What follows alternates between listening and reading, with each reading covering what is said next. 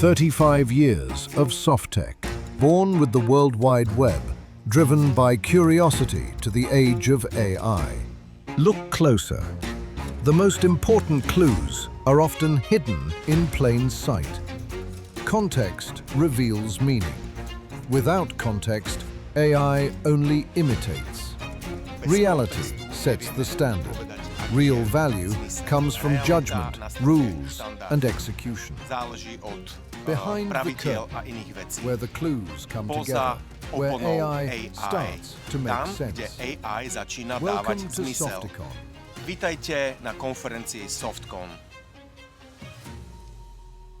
We are on IT together. Sme v IT spoločne.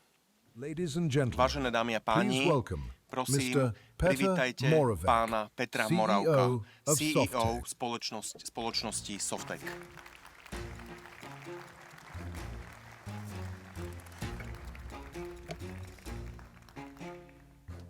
Vážené dámy, vážení páni, dovolte mi privítať vás na SOFTECONe 2026. Sme veľmi radi, že ste si dnešný deň vyhradili iba pre nás. SOFTEC má za sebou 35 rokov. 35 rokov, počas ktorých technológie menili svet rýchlejšie, intenzívnejšie, ako mnohé predpovede naznačovali. Zažili sme začiatky internetu, príchod cloudu, digitálnu transformáciu. A dnes sme v ére umelej inteligencie, ére veľkých jazykových modelov a zažívame to, čo nám prinášajú a ako menia svet okolo nás. Prinášajú nové možnosti, v niektorých oblastiach dokonca exponenciálne zlepšovania.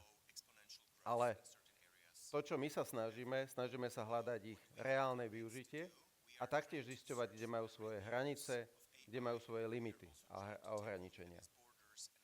Tak ako v mnohých prípadoch Sherlocka Holmesa, aj pri zavádzaní a využívaní AI, also during the era of AI, the humans will be of utmost importance because of our thinking and the way how we can be using AI. Because AI helps us with many things, but ultimately people will have to figure out and decide how to change the organizations, how to get prepared, how to prepare the people to use the AI, how to change processes in our organizations in order to be able to integrate and use AI. And finally, where to integrate AI.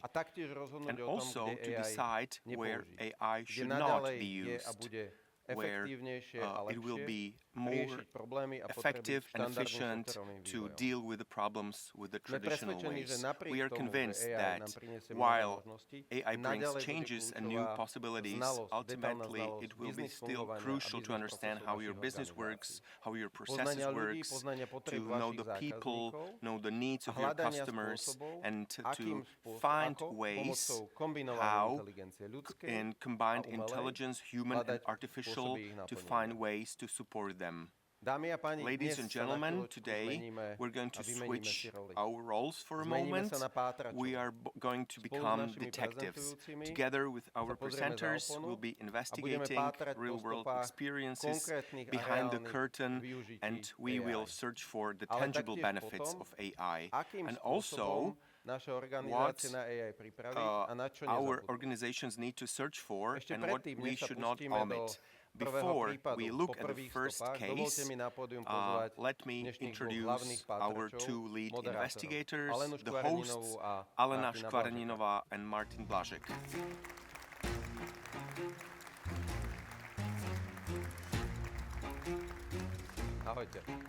Hello.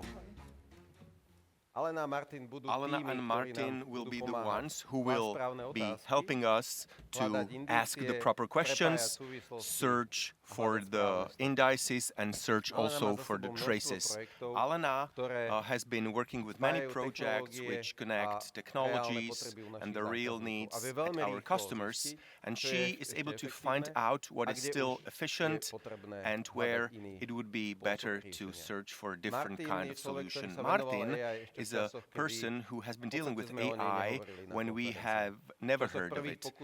In the first cases, in the first projects, projects, and today he connects innovations, technology and business into tangible solutions which help our customers to move forward. So once again, welcome. Thank you very much for the trust. When I have received this offer, it was a really big thing for me. Even though we would like to be saying something more when it comes to our host's resume, just to be frank, our portfolio is selective one.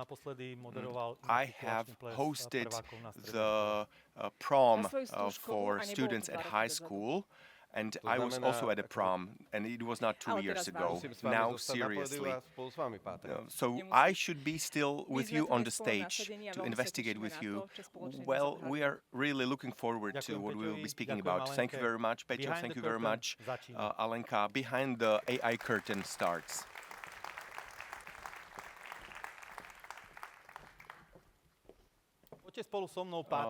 Ladies and gentlemen, let's start to investigate the traces, and let's take a look with the first guest, the first indices.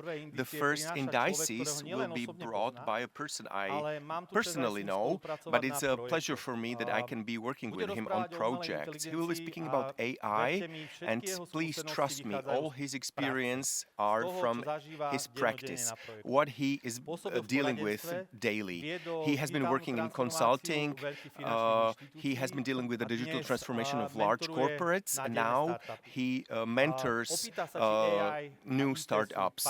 And we will be speaking about whether AI and startups are partners or competitors. There are also certain parallels we will be discussing. Ladies and gentlemen, please welcome Mr. Libor David, digital architect from SOFTEC.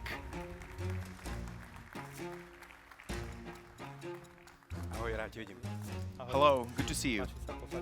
Please, have a seat. Libor, welcome in the Theatre Arena in Bratislava. Many people here in audience know you from the Infinity company. What you and Infinity? Well, first of all, I'm pleased to be here again. Infinity is an adult product, and I'm very happy that I can contribute to the development of the new features, but then came the tsunami of AI, and we need to come into the battle. I'm really very happy that I can be working with it, even though it's a little bit painful. Also, from my experience, it's the best to get the experience at the very painful projects and products sometimes. But let's speak about AI now. For whom is the AI nowadays? Who does understand it the best? Well, AI used to be connected with the most of innovative use cases, which is the processing of image, artificial avatars for trainings or automation, and obviously there were specialized companies. Later on, it started to be used to increase the automation productivity, and nowadays it is clear that it will be present in all the areas, not only AI, but also in our everyday activities. And here, it is not enough to have specialized companies, because you cannot have specialized companies for everything. It is really difficult and also important to understand the processes. We have many automation projects. When it comes to algorithmization, everybody understands that we need to move forward, and AI gives us the proper instruments to make the proper decisions or how to accelerate the projects and have it faster in the production. So let me give you an example. When it comes to electricity, we used to think that we will only use it for lighting, and now we can see that it's everywhere, and all the craftsmen need to deal with it, whether you are heating it up or you are automating your gate. Just like before, we had the specialized companies, and our customers used to use their partners for different things. I think it will be like this. Everybody will have a certain partner who will be using a certain kind of AI because it's a wide scope we will be using. So definitely understanding the processes is important and of key importance. But how about humans? How about people?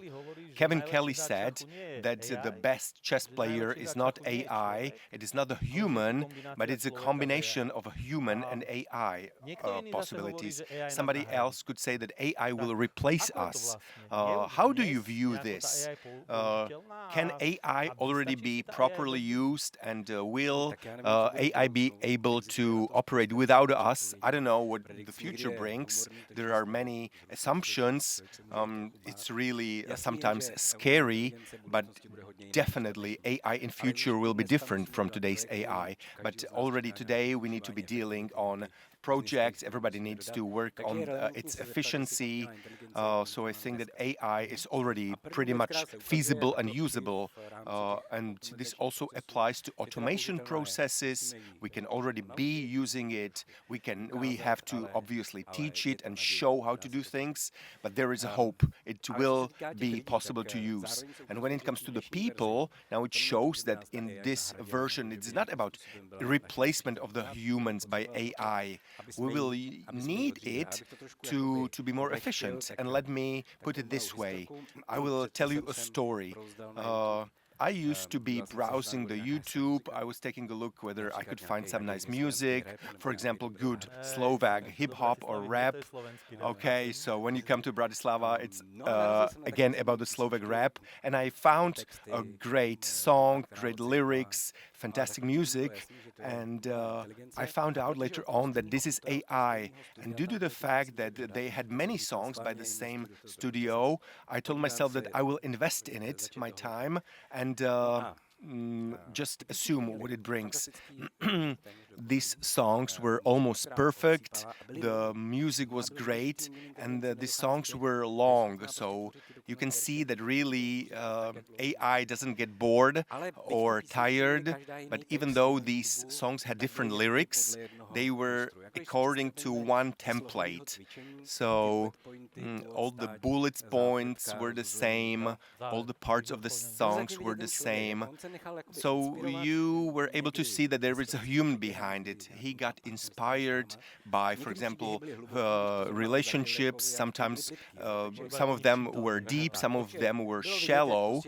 So you really could see that the quality varies, and the AI only executes the prompts given by the human. The thought had to be from the human. And I think this will apply to our reality. It's really unbelievable that Libor lives with AI in his work, but also in his private life. And also, as you could hear, also in songs, he can see inspiration. So we should not be scared that we will lose our jobs. On the other hand, it seems nowadays that there should be a coexistence, not a battle. So let's move from the humans to different elements, to AI platform. If I was about to speak about an automation project, I would like to automate some larger process and use AI. Do I have to buy an AI platform? How important it is? Well, if you want to be dealing with innovative use case, which, for example, processes images, definitely you will have to contact a company that is specialized in this. In majority of cases, these companies have specialized platforms which are pretty efficient for the given use cases. Many times they're good at processing of not only the code but the AI, and it also can combine this with other tools. So the comparison with the normal development are various. We will not integrate in many times because these are specialized use cases. On the other hand, if you want to use the AI to your already given processes, this coexistence will be necessary. You will need to call any AI function from the given platform. You will need also superior orchestration in order to be able to to orchestrate the process, regardless whether you use AI or other program. You will also need to deal with security using the same standards as in your company. You will also have to sort out the resources. And in many cases, these platforms are not good to be used. You will have to create your own architecture. And again, I will be speaking about coexistence. I will give you another comparison. For example, you have a React framework, which is perfect for development of front end. Imagine that you would like to use it for other parts. That will not be feasible. So one thing for everything cannot be universal solution. So it seems that the component architecture is way more important. Please tell us something more about when it comes to your experience. Certain 2 or 3 success factors which you consider to be of key importance if I was about to use the AI automation and I want to deliver my business goals. Well, these things that we are learning, because AI is wide, there's many of them, but if you speak about one certain thing, it would be the conceptual phase, because also our customers and also our vendors, if we're building the classical system, they already know how it should look like, how it should work, how it will be developed. But this is what we are missing when using the AI solutions, because you need to first tell it what it should be doing, and afterwards many times it's quite surprising. Let's not be so serious, but we are getting inspiration from many areas. For example, I'm taking a look at the construction of the D line of the subway in Prague. It's really impressive, and the people that are doing this are professionals. But I was surprised that they do not completely know how it will actually look like. If we speak about the Eurotunnel, the tunnel below the La Manche tunnel, they started with a probe tunnel. This is a probe tunnel that is all the way through, and it still plays its role, maintenance, development, etc. But only after they did the probe tunnel, only after they did it, they found out what the final price will be. So we are comparing this to the conceptual phase. We think that the role of the business analysis will be even of higher importance compared to classical projects. We need to, first of all, find out what functionality we would like to have. Then there is the division of the individual phases. We cannot give one prompt to the AI and tell it, find out the solution. Many of the business logics is hidden behind the daily work of the people in the back office. This is not about the methodology or about the insurance conditions. We need to embed this into the methodology and into the process. This is in our heads. And the third thing, every single institution has its own knowledge base, their methodologies, conditions, and the way how they operate. Many times this is quite vast. This is many times incomplete because many of these processes are only in their heads. And you need to give the people proper instructions. So again, we need to find one place where we will place the knowledge base. Also, the pre-processing is very important, which will allow us to process the knowledge base in a certain way. And this is also a place where it will be supplemented by the experience and the instructions for AI. Now we do not have models that are learning itself. We use the LLM models, and we need to supplement it with the experience, with our organization. And this is exactly the place which we need to give to the AI. This is really something new. Perfect. I think that Libor helped us to reveal the first trace. So business analysis, detailed steps, pre-processing, ideally in the probe tunnel. Perfect. In La Manche, it would be optimal. So Libor showed us the way that the best investigator and the best detective is not the AI, but it's an AI which is in combination with the human possibilities. So from this point of view, thank you very much, Libor, that you are keeping us calm, that AI will not replace us, and thank you also for your experience from the practice. This was Libor David, the digital architect from SOFTEC. Thank you very much.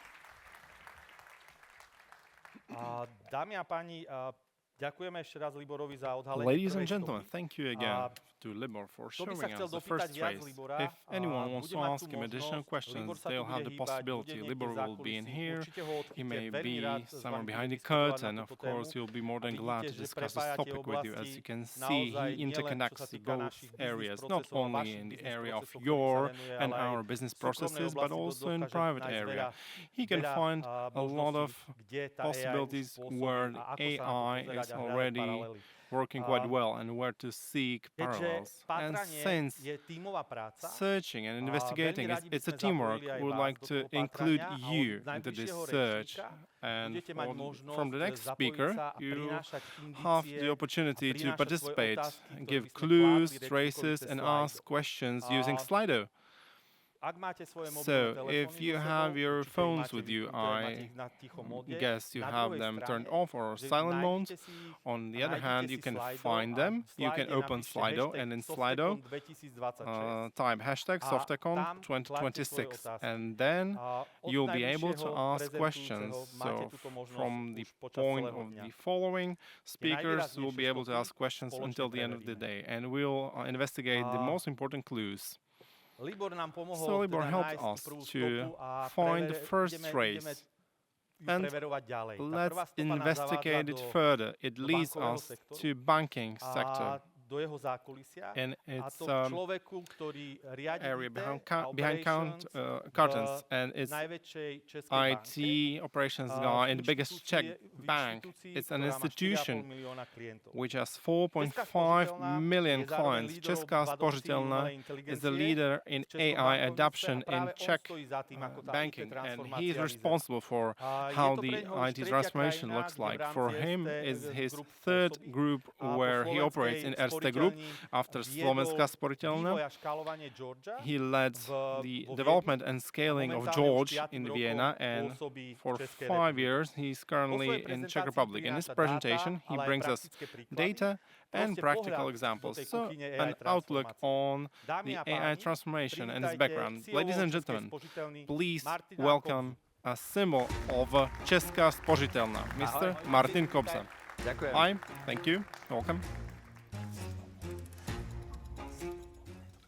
Krásné ráno vám prajem. Budeme sa rozprávať Good morning. We'll speak in Slovak, despite the fact that I'm coming from Czech company, Česká spořitelna. Thank you very much, Martin, for introducing me. I'll try to introduce you to Česká spořitelna. It's a huge bank, and the difference between Czech and Slovak market may not be as obvious to you when we look at one number, and that's the revenue of Česká spořitelna. That's bigger. Česká spořitelna revenue is bigger than the whole banking sector in Slovakia. So now let's look where AI leads us today.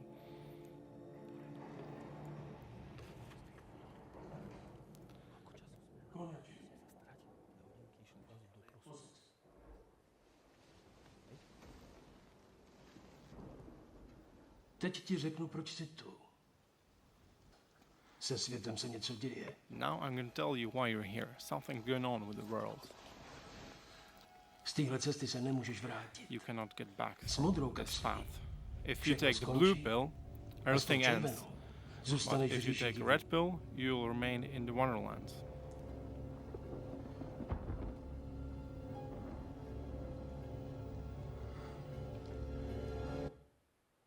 so svetom sa niečo deje. So something is going on with the world, and you cannot get back from this path. And we cannot do this. And when I'm going to speak about AI today, I'm going to speak about LLM area, which has launched from November 2022.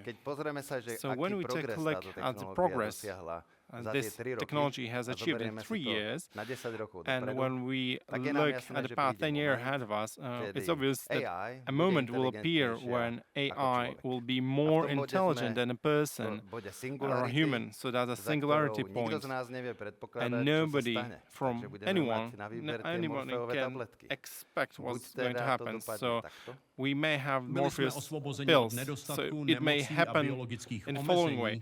We have been freed from lack, illnesses, energy is freely available, there is no work, there is no money. Cities have turned into green ecosystem. Singularity has been a new chapter where AI and human intelligence expand knowledge across the universe. Or, quite logically, there is also another pill which may turn into this. In 21st century, a weapon will be invented like no one has seen before. It will be incredibly strong and indestructible. Terminator, your future is in his hands.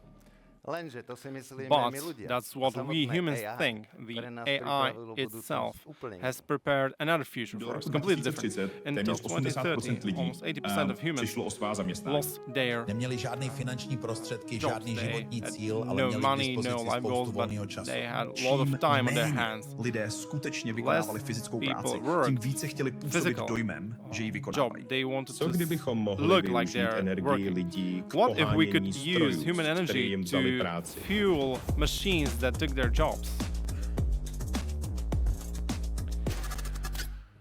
Energim vyřešil naši potřebu po energii a zároveň i vaši need in potřebu energy and najít your smysl. need to find your sense.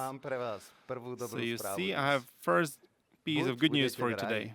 Either you'll be in heaven or you'll have a six-pack, finally. But one thing from this matrix is happening currently, and it's true reality of what's going on. And that's the arrival of agents. It's not agents like this. Those may be different ones. But it's obvious that quite soon, each one of us will have multiple agents who will be responsible for a part or a huge part of their job, and their responsibility will be only to check them. So another piece of good news for us is that everyone will be a manager. And now, let's take a look at the path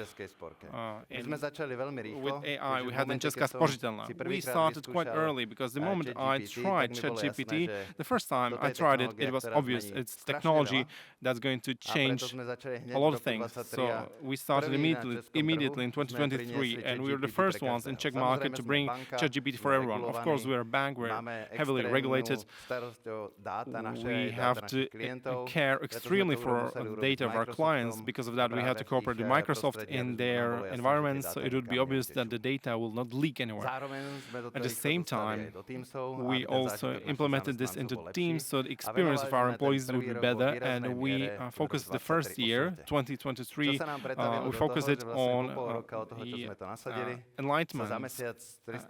And in first month, we had more than 350,000 prompts of our employees. That's more than one prompt per day per client. Some, of course, some employees were much more active, just like me, right?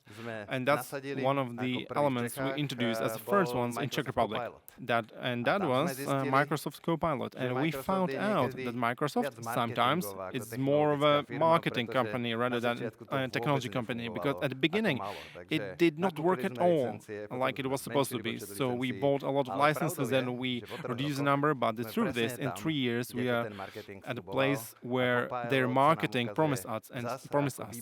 And Copilot seems like a great tool for improving productivity, and even in cooperation of Copilot, co-working and agents. So where do we see a great use of AI?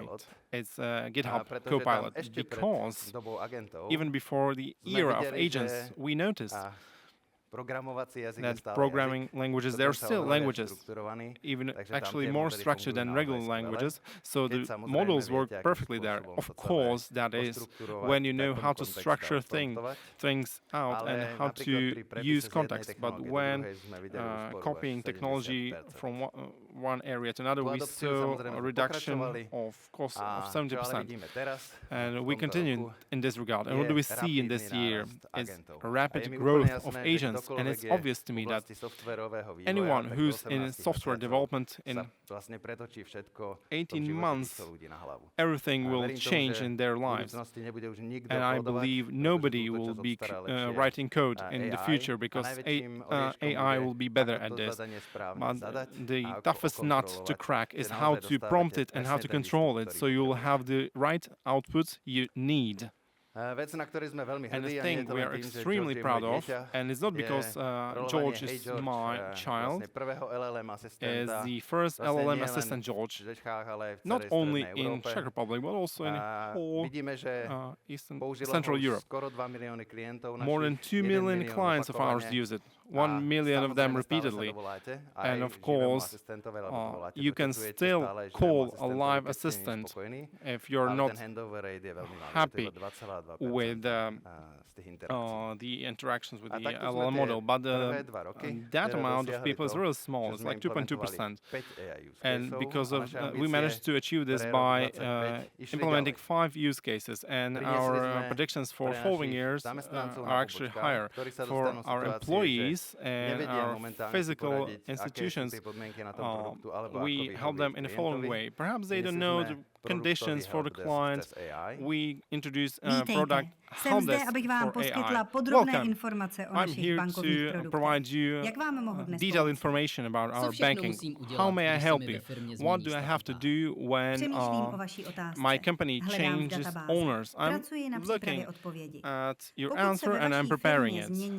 If owner in a company changes, it's important to conduct several steps, so it would be reflected in banking documents, and there is a following path that you have to take, and so on and so forth. And we are actually happy that this knowledge base is used every employee at least once a day, and that's really nice. And I'm really glad that this error rate is lesser than 2%. But what's behind this? This is the most important part. We do have AI, however, the data that we had after the tens of years were really a mess. So it took us 9 months to go through it again and create the whole production documentation again for our organization in order to reach such an error rate, because otherwise it simply found all the problems in our documentation. At the same time, 80% out of our production we do not need from our production help desk, so we use the people elsewhere. Another case which showed us that the standard models are not the proper ones. This is the administration. There you need to have all the things properly tuned from the legislation point of view, because you're delivering for the Czech market or for the investment bank. I'm not saying that you have to be using this tool, but this is really fantastic, specialized tool compared to the others. And obviously, we also have a platform where the chat platforms are running. Okay, you can ask whether our agent can call you back. I want the AI agent to call me back. What is the topic of the call? This is about the account savings. Yes, this is about the savings account. Thank you. I will take a look at the calendar to give you the first proper date. For example, the agent can call you tomorrow at 9. So voice bots have been used for a while, but now we have the first use cases. For example, nobody has to be picking up the mobile phones or the phones at the call center. For example, if the client calls the call center and nobody picks up after five signals, the AI will take over. Therefore, the efficiency rate is increasing, and we are planning the meetings we otherwise would lose. So we are using this for the automation in the two areas. Either this is the documentation we are processing or the processing of flow, for example, execution of prompts into our data boxes. In 2025, this allowed us to carry out 50 use cases. Of course, the use cases vary. This is why we have changed our approach this year. And our portfolio of products and services is being extended. We bring Jira, Confluence, and Rovo AI. And Jira and Rovo, these are the solutions which include our development. And we are launching the new solutions. And at the same time, we are bringing AI to Databricks. We had many AI platforms, and it doesn't matter which of these platforms you select, but if we, as an organization, are using one AI platform, and we have great Genie AI agent where you can discuss your data just like with a human analyst. But there is one problem. This is that you do not only need the good data, but you really need to have great metadata and the description thereof, because otherwise AI doesn't have any context and you will not be able to get the value out of it which you need. For us, not only in the Czech spořitelna, but also in the group, we are testing ChatGPT Enterprise, and the integrations are quite similar to the Microsoft Copilot, so we can integrate it into PowerPoint, Teams, Word, Excel, etc. And we need to evaluate which of these tools will be given to our employees already this year, so we are planning the POC, and this is why we have a set of platforms in order to give our employees the best possible conditions for the use of AI. So we have a set of platforms which we have already adopted. Why this is important for us? Because adopting a certain AI platform means for us at least 4 months of paperwork. So nobody wants to slow down with this. We have thousands of platforms in the world, but however, we need to select one which will be used, which will be secure for us, which will be used for training of our models, and which will assure us that we have things under control. Because this is simply the way we need to do it in banking. And we are really very ambitious. We want to accelerate 10 times compared to the last year. And on the side of collecting and gathering data and impulses, we are successful. And now we have started to use case point. So not everything that you are doing using AI has the same value. Some of them are gimmicks only. For example, if you save 5 minutes of employees' time, but what happens if you save 5 minutes of all the employees? This will mean that your coffee costs will increase. So we need to reflect this in something tangible. This is why we are also using the so-called Delivery Excellence program, which in the previous year and this year is supposed to save 550 FTEs in our company. But this is not only about AI. Just like Elon Musk says, if you're automating something that you should not, you are making the biggest mistake of your life, which happens many times. So we are trying not to do things we should not be doing, but we are focusing on things with many manual labor work, and we are trying to automate this. So also in our board, we have an agreement that every single year we want to save 3% of FTEs in our organization. And this is why it is so important to map all these internal processes in order to know what is happening, what processes we have, where are the manual steps, what's the potential for savings there is, and whether this is a good thing to do, whether to automate or not. And maybe you could be asking me, how are you organizing yourself? Well, it's quite simple for us. We have AI Competence Center, which adopts these platforms and offers them to everyone to be used. Then we are setting up the KPIs, which motivate the company to move forward. And obviously, we are putting the drive in and also the awareness, because as you can see, many people in general, they cannot even imagine where AI could be used and what could be the value added if nobody shows them.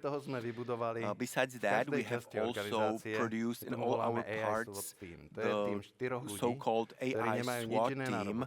These are the teams of 4 people who are implementing the AI use cases. We have it in all our tribes, in all our divisions, and this is how we're trying to launch it. What the big change is for us in the IT itself, that for all the roles, product owner, designer, analytic developer, tester, service owner, and all these roles, I view it that using these agents, these roles will be changed a lot. This is why we have a transformational program which changes how the engine that produces all these things is working. This is the product design engineering role.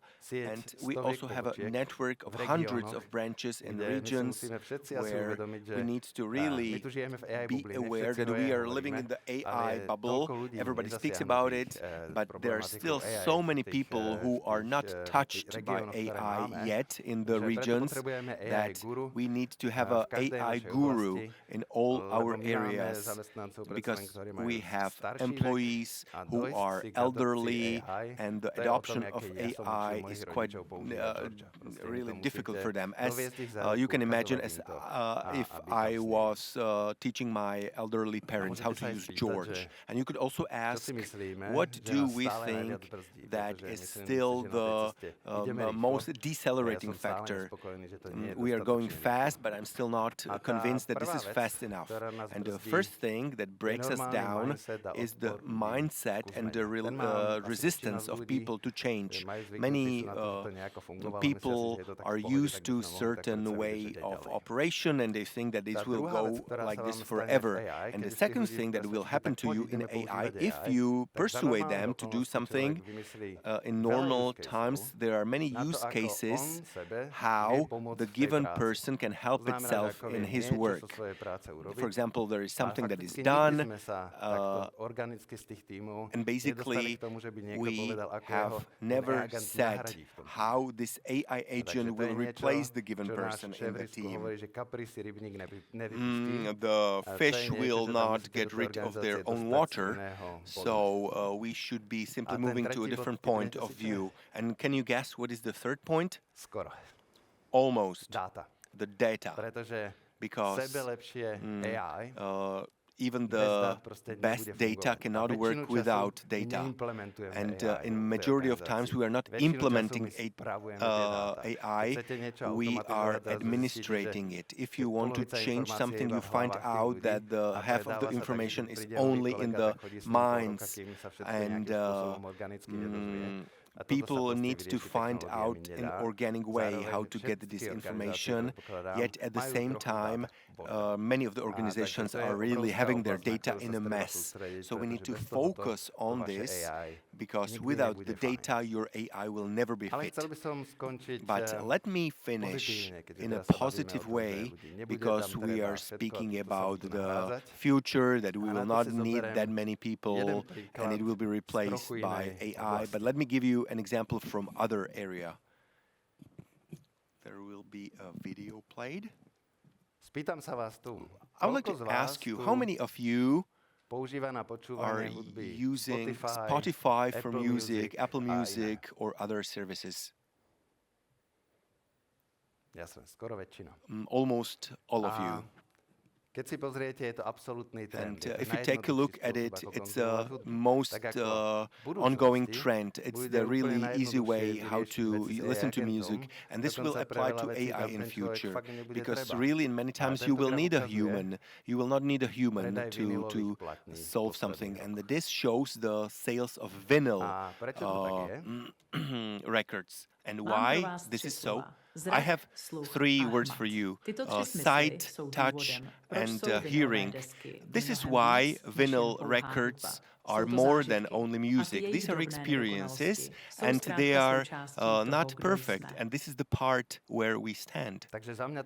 So for me, the conclusion message would be, yes, the work will change much faster than it used to be changing previously, but the slowest factor is us. And I think our imperfections will become advantage in future for us. And this is why we will really evaluate that certain living human will be dealing with you. Thank you very much for your attention.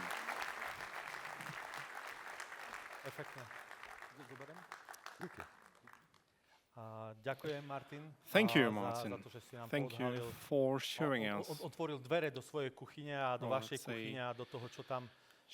You showed us your kitchen, showed you what you cook, what you do. It was truly inspiring. Ladies and gentlemen, I believe that you sent your indices to Slido during Martin's presentation, and we have some questions in here. Let's see some clues. The first question, you mentioned that to sort knowledge base, it took you around 9 months. How do you keep it clean? How do you keep the data in high quality, and how do you update it? We keep attention, pay attention to this. We have dedicated teams for this, and the most important part is that the people responsible for the cleanliness of this data, because the product documentation is made during the product. Those people, they forgot they're responsible for this. This is a thing where we notify them to pay attention to this, that this documentation is still ongoing and still up to date. Another thing, when a person in a branch knows that something is not right, they may reflect to this request, and we have people who look at all prompts and requests, and so this is truly vox populi in this area. Thank you. Question, GitHub Copilot and copyrights, IP rights. How do you deal with the fact that it may use code that is not under public license? How do you solve this issue? That's a great question, and I don't know the answer. I truly don't know.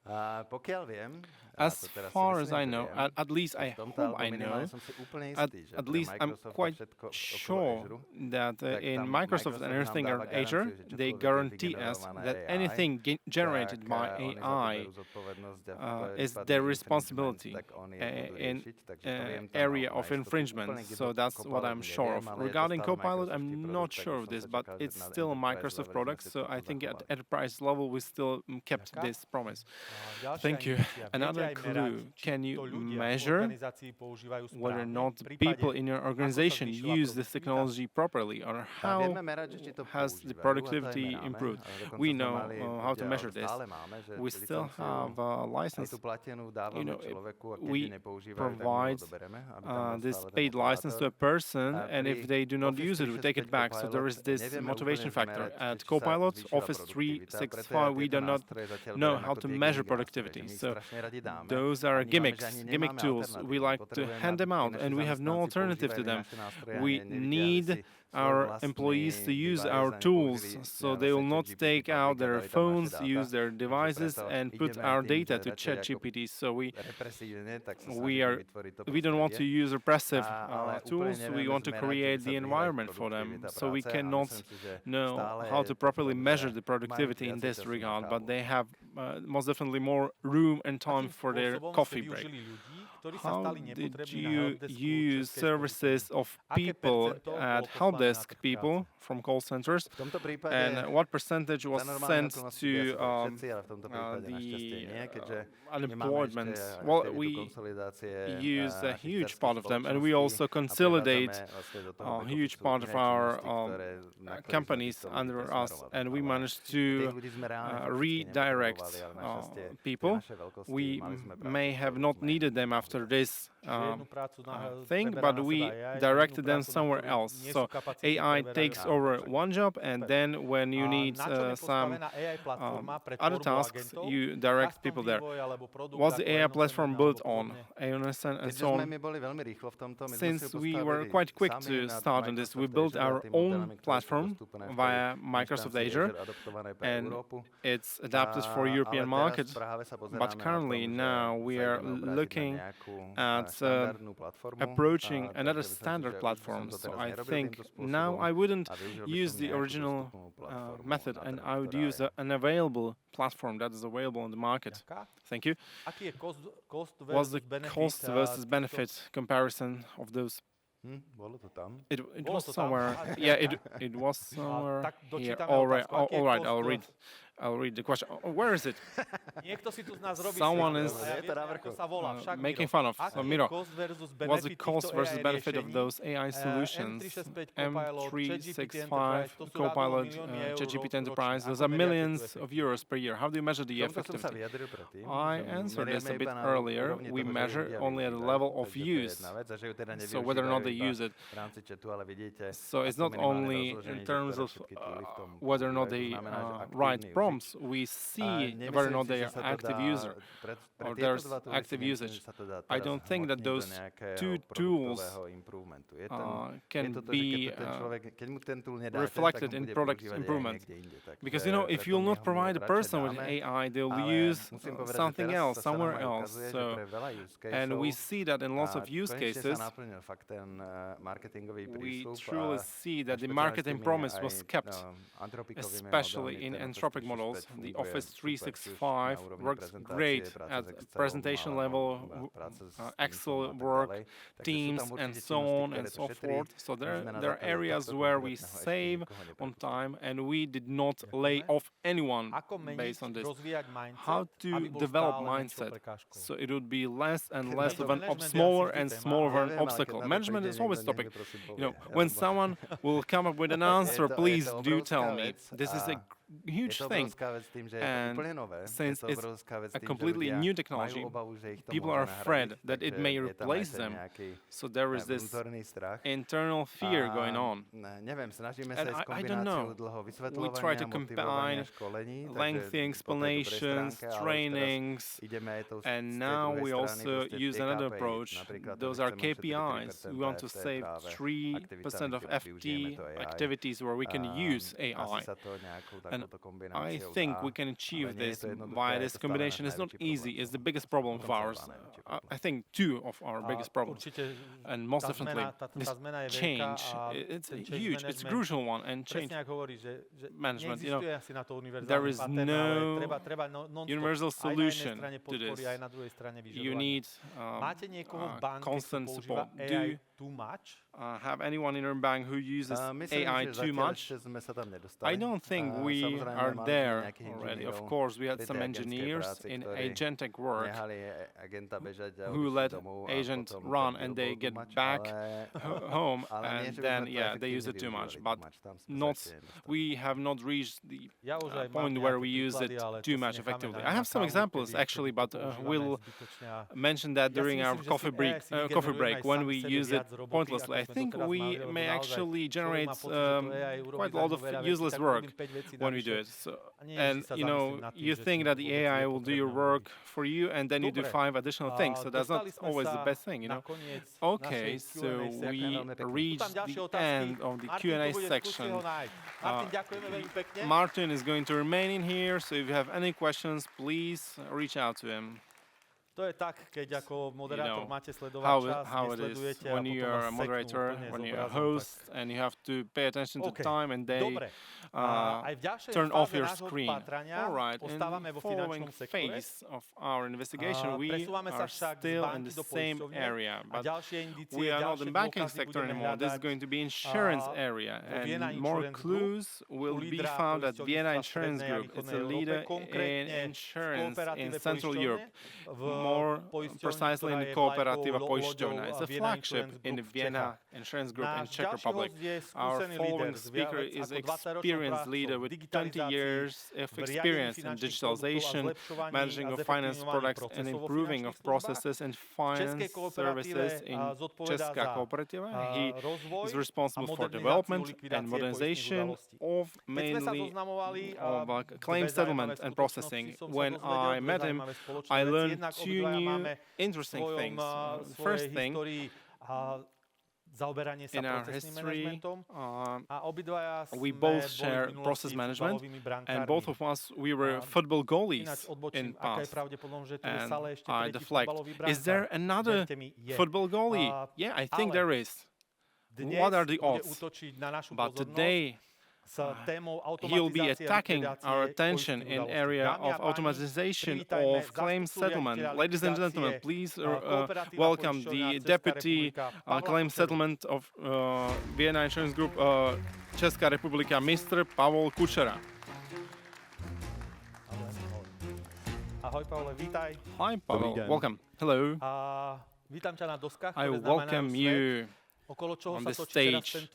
So, what is your world center now nowadays?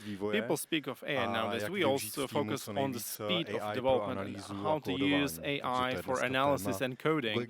So that's the topic today. GitHub Copilot is also a great helper of ours. Thank you for doing as much as possible. You managed to find time for us and you visited us. Okay, let's start from the beginning. Please, at the beginning, try to describe the situation where you are currently and what led you to think of automatization of claim settlements. So nowadays we are in a situation where we are doing the new core system, just like many other companies. We call it Neuron, and we need to redo our old system. At the same time, we have around 5% damages increase. We have around 600,000 damages per year. And during the Neuron project, we didn't have any option for automation. We had no capacities for automation. And our project team told us that we will be able to use automation in around 2030. Are they making jokes? So really, we were in a situation how to make the Neuron project parallel together with building a new mixed up internal team together with SOFTEC, where we could be using the same technology for automation. Available resources are always limited. If we had unlimited resources, this might not be also the best thing to do. However, automation is quite difficult to define. What are your objectives? What you wanted to achieve? Well, we have divided this into 5 areas. The first thing, just to understand this, Kooperativa insurance company was growing from the region. So we were divided on a regional base. So we basically have 4 companies which deal with the claim damage claim. So we started to do one single project team. Second thing is that we need to be flexible, because 2 years ago we had floods in the Czech Republic, and unfortunately the predictions for future, even though our Minister of Environment said that the climate change is over, it didn't, and the region will still have a huge risk of floods. Therefore, we need to be flexible and we need to react fast to the claims of our clients. Another thing is the tech stack. This has to be identical to the previous projects. The damages need to be sorted through the automation. Stavět celý proces na to, že se ho nedotkne žádný člověk, tak proto pro nás je důležitý imagine that this will not be touched by any human. Therefore, we are speaking about the low touch where it will be prepared by AI, but the human will be making the final decisions, and certain activities will be done by humans because it's inefficient to program it. And then also how AI will be applicable is one of the most important parts. So let's take a look at the start of the project at its launch. When you have decided that you will launch it, what were the first steps? The first was the analysis of our processes and the definition, just like in the bank, when a bank approves your loan, we also have to approve the conditions if there is any kind of damage claim.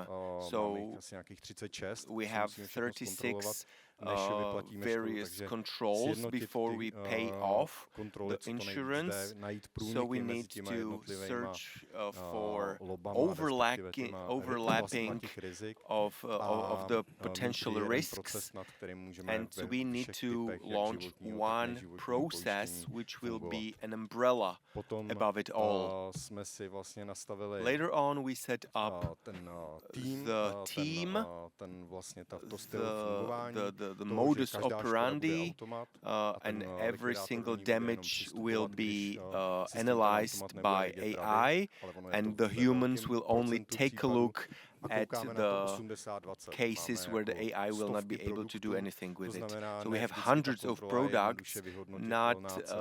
It is not always feasible to carry out the control using AI, but the percentage is quite high, and many times AI can decide or can propose how the final decision should look like. But it cannot be 100% AI based. It's quite interesting what is on the slide, the green damage already prepared to be paid off. Let's take a look how these traffic lights work. Well, for the clients, the most important thing is to know that they will get certain money based on their insurance. So people are waiting whether we will pay for the fixing of what was damaged, and we want to make it as fast as possible. So we want people to be sure that we will pay what was damaged, and we are only waiting for the documentation. Therefore, we have the so-called traffic light, and at the beginning, the traffic lights are starting with green, so the people will be sure that the damage will be paid off by the insurance company, and the insurance company is only waiting for the documentation to calculate the claim.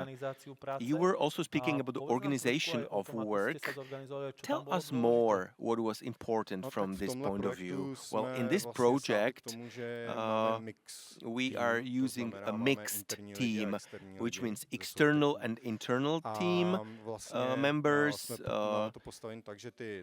We are also using people from SOFTEC, and the supplier is working with us in our environment. So it is important for us not to be using certain external software where we could be using our know-how. The know-how has to stay in our premises, and we also carry out code review and the supervision of the whole development.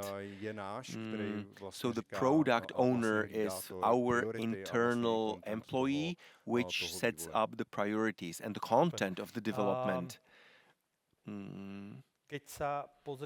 If we take a look how you are claiming the damages and how you carry out the liquidation, because not everything is yet finished, please tell us a bit more. What are the differences in order to be able to understand it? Well, I saw the previous presentation, the banks in general, the Česká spořitelna is around 5 years ahead.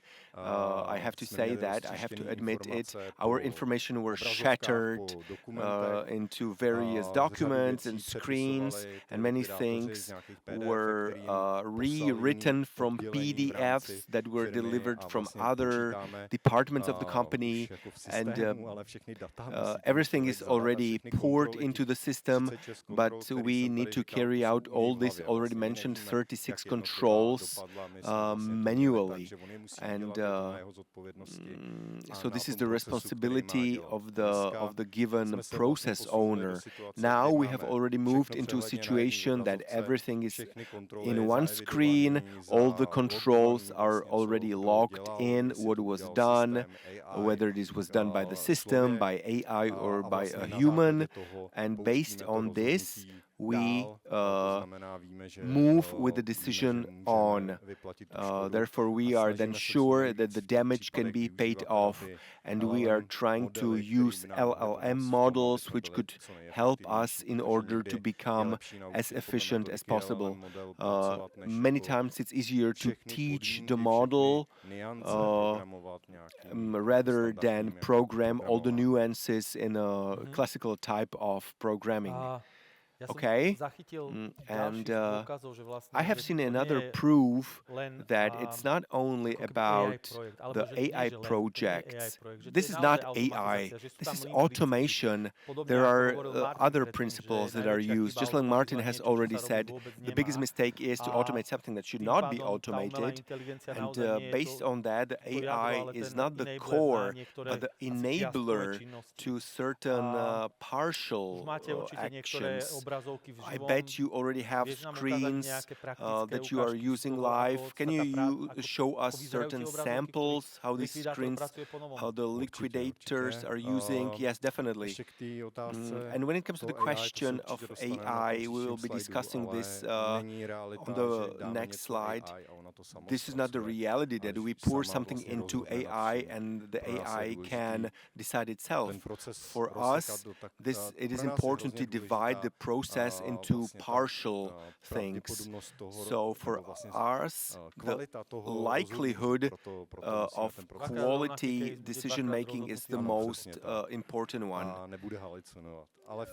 We really do not wish to have any hallucinations delivered by AI. We were already discussing the technology, and we are also using Kafka, Camundi, other React technologies based on which we are actually building our system. And here you can see the overview of our actions that were done either by a human liquidator or by AI. And on the other side, you can see, for example, there is a doubt and the human will add, for example, a text, or there can be a red flag or a red light, and we are sure that we have to be delivering the most important information by humans. Thank you very much. You have already mentioned AI. And what's the task of the AI in more detail? As I have mentioned, the whole process is directed by Camunda, and we divided the process into individual sub-activities that we have to perform, and AI will be considered as a part or functionality that can replace the person, at least partially in one step. So according to a methodology based on decision making, we can focus the human on the area we want them to solve. So we have people who teach or train AI to make decisions, to make correct decisions, as you have mentioned, so there would be no duplicates and different decisions in the same cases. And another thing is that there is still the final decision is is the responsibility of the human. So things at the end of the day have to be reviewed by a human. So even though the process is prepared automatically at the end of it, so the last, let's say, touch of the finger is done by the human. On your picture, I see there is one swimming lane or one box. So what's the purpose of this box? You mean Camunda? Camunda directs or manages the process and takes over the task immediately after a client reports damages or a claim, and then throws out, divides activities into individual checks. And what we see as a huge opportunity in the future, currently the liquidator or claims handler deals and solves this issue from beginning until the end. And now, in the future, we may have seniors who have different areas of responsibilities. Perhaps, because a lot of claims are written by hand. So they may prepare it, and the assessment of the claim may be assessed by another human. So you speak of humans. So this job, when you take a look at it 20 years ago and 5 years in the future, those are two completely different words. How do you perceive it? Yeah, it's a huge topic, because we don't face huge fluctuation and turnover of our team members, because not so long ago, in the past, the person came in person to see the car, take a picture, and speak with the client. Or it doesn't have to be a car, it can be a flooded house. No, we can use making pictures on their own. That is, the clients take pictures.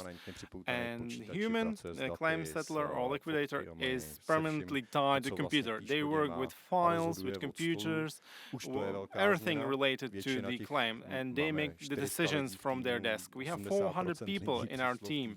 80% of people came when they still were doing terrain work. That is, they were working persons. So they went through this whole development. They had no office, no desk. They were driving around. They were in regions. They had their regional branches. Now they're located in Prague centrally, and from there they drive to Brno and other towns. So they're fragmented, and they have different areas of responsibility according to regions, but they sit together at their desks. They will be agents. We have lots of use cases where we introduce AI into it, and now the biggest task of ours is to change their mindset, because the fears, they're tremendous. What am I going to do? How my world is going to change? So that's a huge topic, and we try to solve. We heard even before a question from the audience. Martin Kobza asks, what's the recipe, solution? I guess you are also searching for the recipe to change the mindset. We are approaching the end of your presentation. We asked you about success factors, and now I'd like to ask you about one piece of advice. You have a project, you do automation, you use AI. What would be your piece of advice to someone who is in the same or similar situation as you were or as you are right now?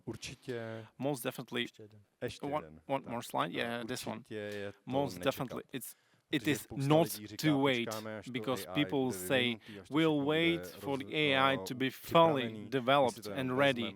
We'll just take it and then use it. As for me, it cannot work like that. We have several AI projects, lots of use cases in the process, and we always notice that the processes are not set up. The data sometimes is messy. It does not always work with AI, and people are just not ready for it currently. And how to, in regards how to prepare data, how to prompt, how to set up agents. Even when we are dealing this with an external company, quite often we have companies who are, practically scientists in the AI area, in LLMs, and we do not understand each other.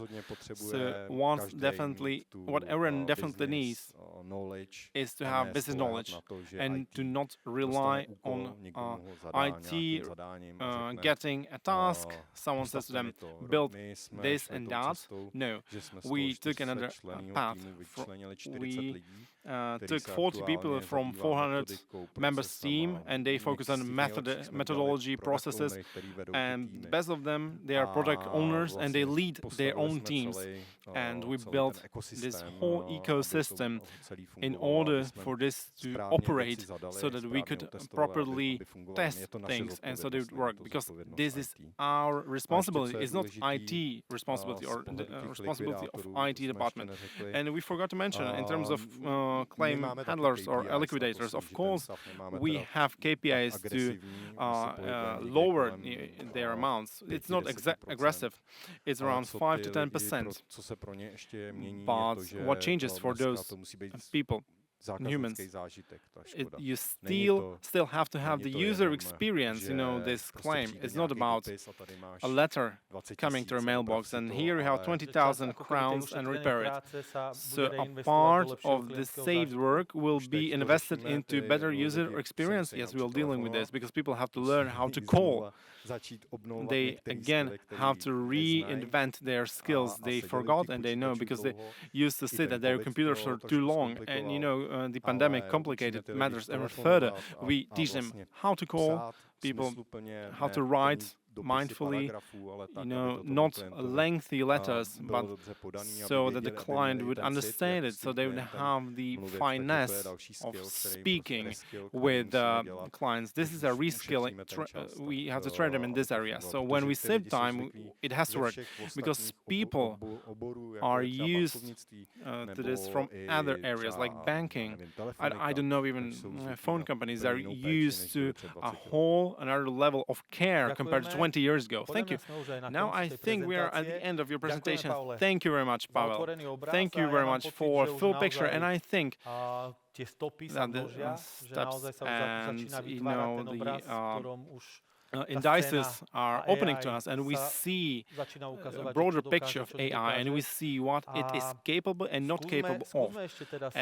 But still, let's add more indices to your presentation. I would like to ask now our guys in the background to open up Slido questions. I believe you listen carefully, and there may be some additional things that have not been mentioned and that you're interested in. So let's see how the investigators paid attention to this, and how long is your interest in learning more, how long does it go? So the most important step and first step is to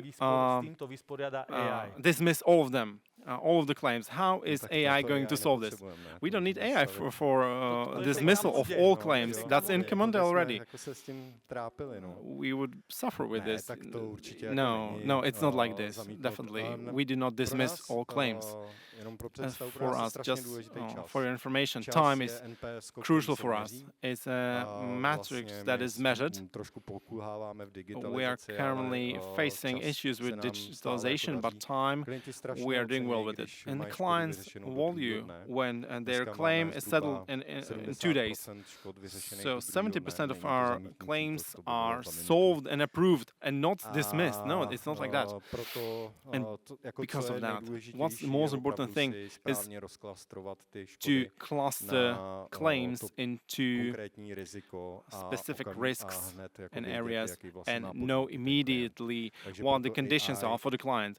So because of that, the AI AI is extremely important thing of the first instance. You have to teach the AI how to read the contract and contractual obligations, because we don't have a system where everything is described. We have a lot of things in PDF files and conditions, and some claims are written by hand, yes, of course, but that's one of the tasks to divide contracts and conditions into several points, and AI is great in this regards. It's great. Can AI identify fraud attempts? Yes. It can.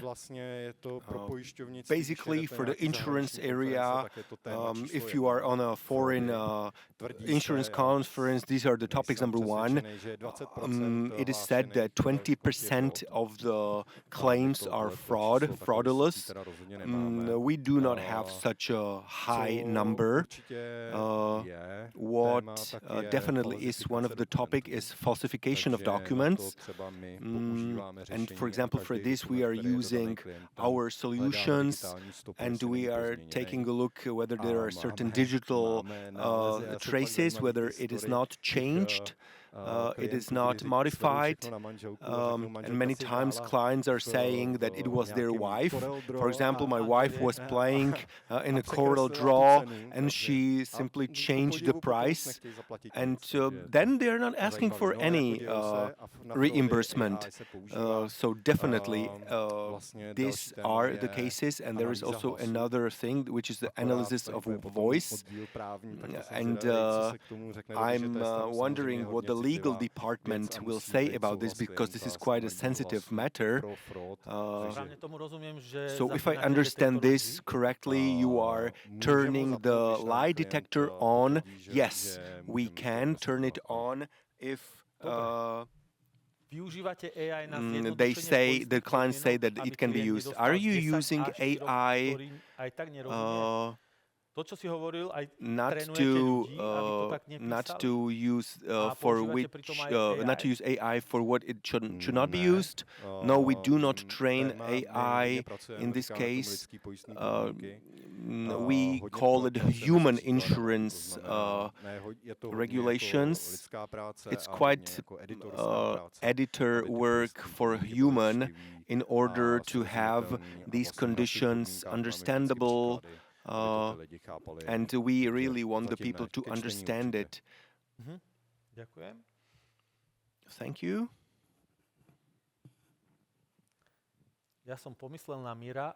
I was thinking about Miro, and he does what he's supposed to. How are you evaluating pictures delivered by the clients? Or do you have humans that are present on site? Well, there are many factors. First thing is the manipulation with the documentation. We are quite successful in revealing this. There are already technologies which really can find out that something is modified when these are scans.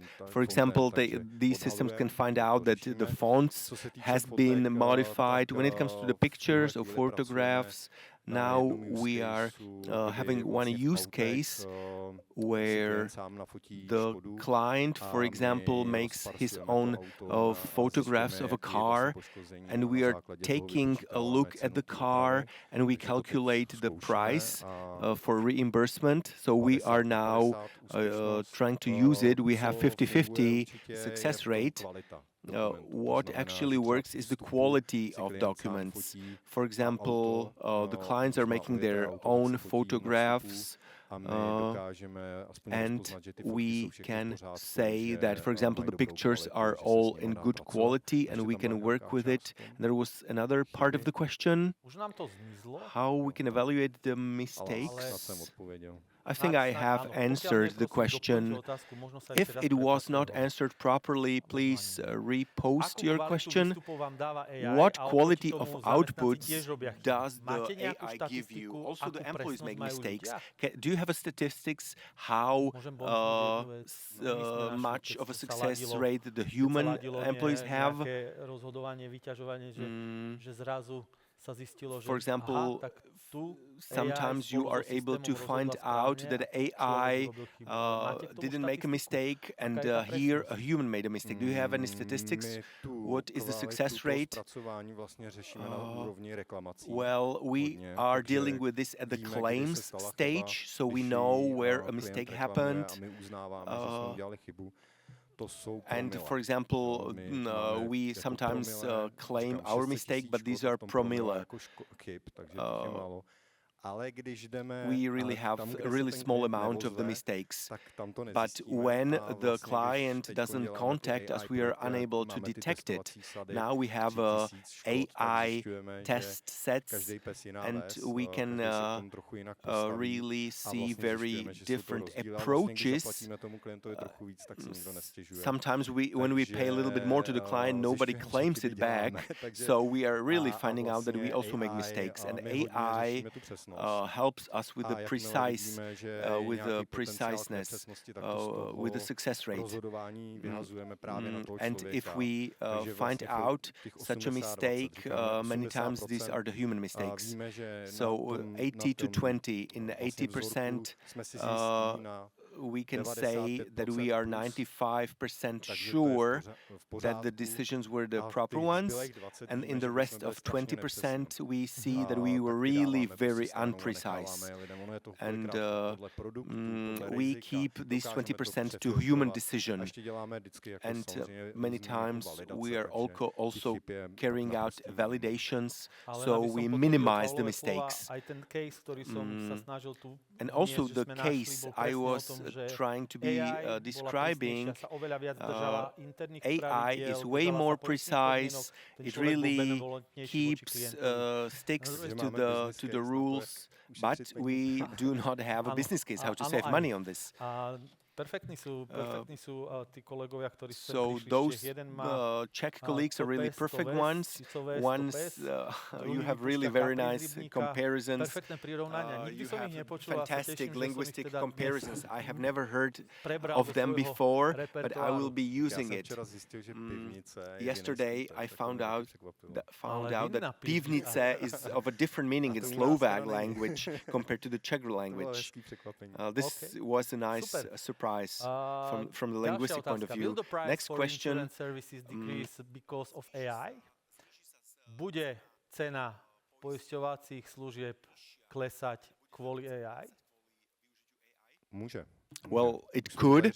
Yes, I have already been speaking about that. That the human actions, the highest of costs, will be replaced by AI, and AI will be more strict.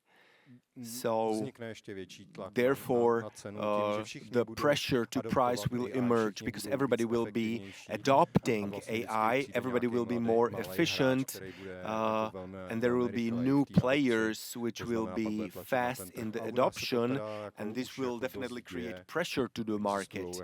And this already exists. There are small players who are focusing on certain segment and they're pushing the prices down. Thank you very much for your optimism. We do not believe the prices decrease, but we hopefully will be as optimistic as you. This was Mr. Pavel Kučera, damage claims deputy in Kooperativa insurance company in the Czech Republic. Good. Ladies and gentlemen, the first block of investigation has finished. Hopefully you have enough traces and indices you could be evaluating during the lunch break. Top up your energy. Lunch is already prepared. There are 3 lunch points. First is in the foyer. The second one is upstairs, and there is also one point at the terrace with a beautiful view to the Danube River. We shall continue at 1 p.m. and we hope that you will participate actively. So hopefully you will be back and you will investigate later on as well. My colleague Alenka will be the host for the second block, and I would like to thank you for your Ladies and gentlemen, please welcome back. I hope that you managed to recharge your batteries during your lunch with amazing food and drinks. We had some time to process our food, so there is no risk of sleeping after our lunch, and we can continue. Before our lunch, we heard two stories, how the AI changes how society behaves. At the same time, we see a broad regulation being implemented, focused on risk control, transparency and safety. AI Act changes the rules dramatically, not only for developers, but also for implementers and companies which use AI in its products and services. And where companies make the biggest mistakes, and also how products should be innovative, but also safe. We'll have speaker Miroslav Chlipala, lawyer, expert on law, AI and technologies. He invited two guests. Miroslav invited two guests, Matúš, Mesarčík and Nemček. Please welcome our guests at our stage.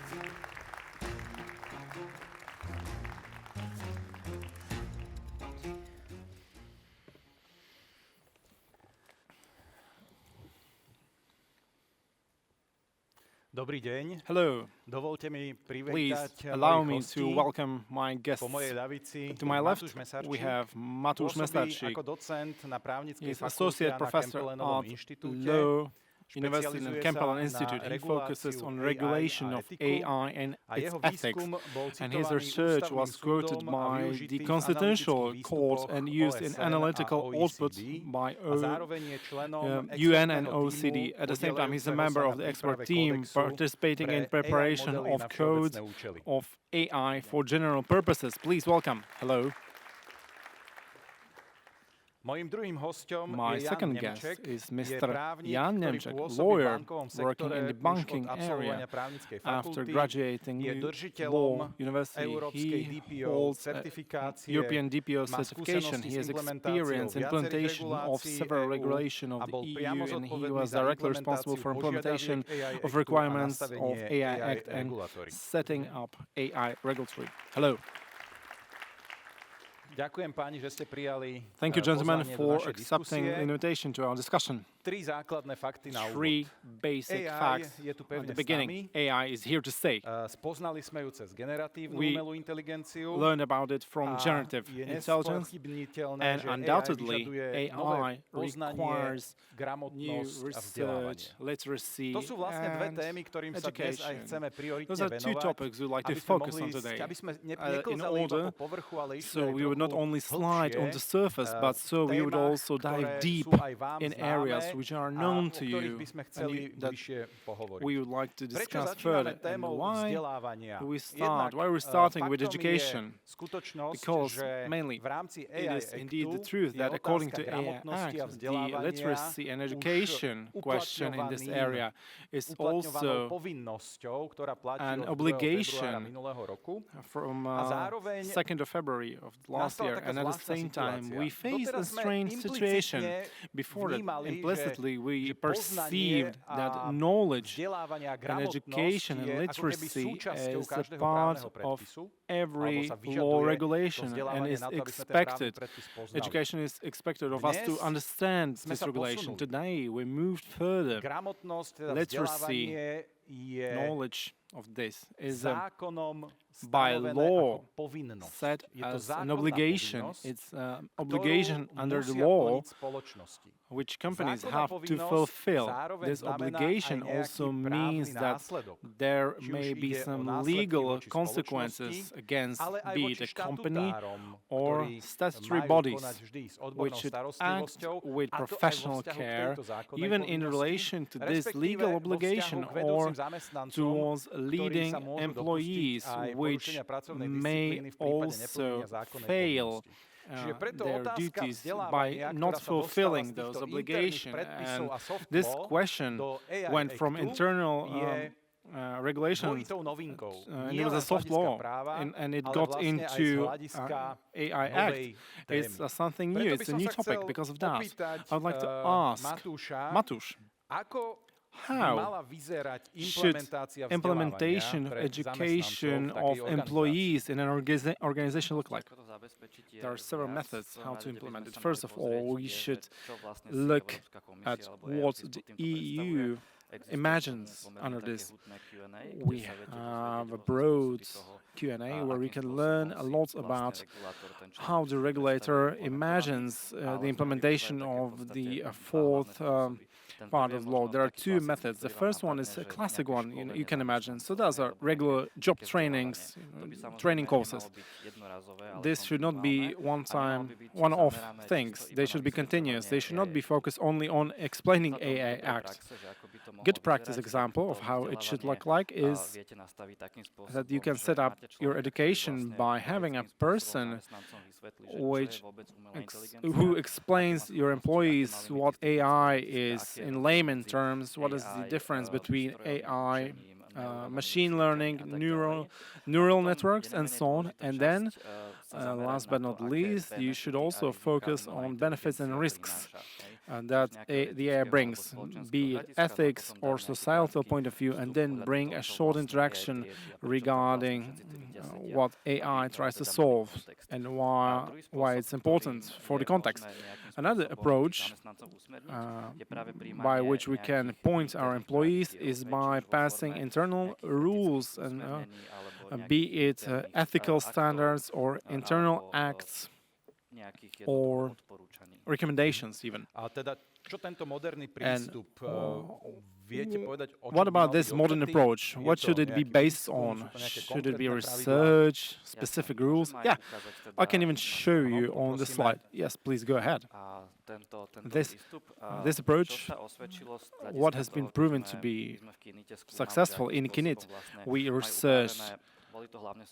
It was mainly municipalities, subjects like towns, villages, municipalities, but it can also apply to private enterprises in terms how they use rules for employees in generative AI. They had 3 P: principles, rules, that is P in Slovak, and then examples of what to do and what to do, not to do. So do's and don'ts. If I can give you some examples, you can actually see them behind me. Those are principles like saving public interest, also responsible use of AI, informed approach, transparency, and non-discrimination. And so I would not only stay at those principles, I'm going to show you rules. For example, San Jose, a city which has such rules for its employees in relation to generative AI. In public interest part, they have this rule. You can see. You should also point your employees to keeping in mind the ecological footprint of AI, because sustainability aspect plays a crucial role. When you ask Google or ChatGPT, their ecological footprint is different.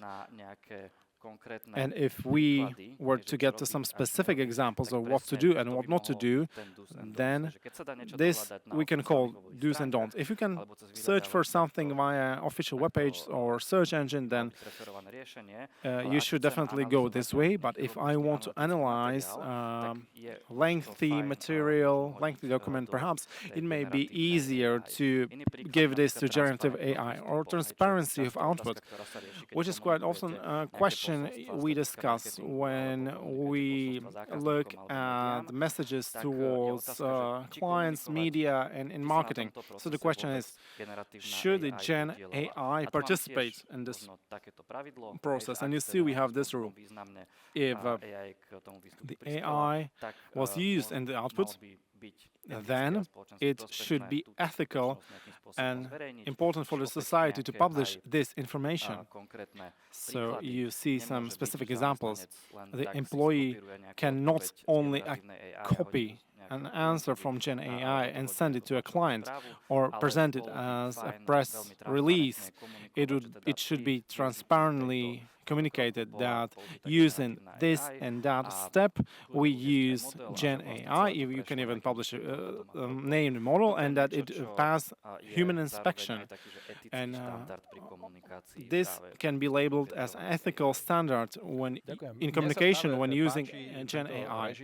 I like this regime of 3 Ps in Slovak. So we are not only at the peak by setting up principles, but we have specific rules and specific use cases. So the question for Jan, how do you in your bank approach this topic of education?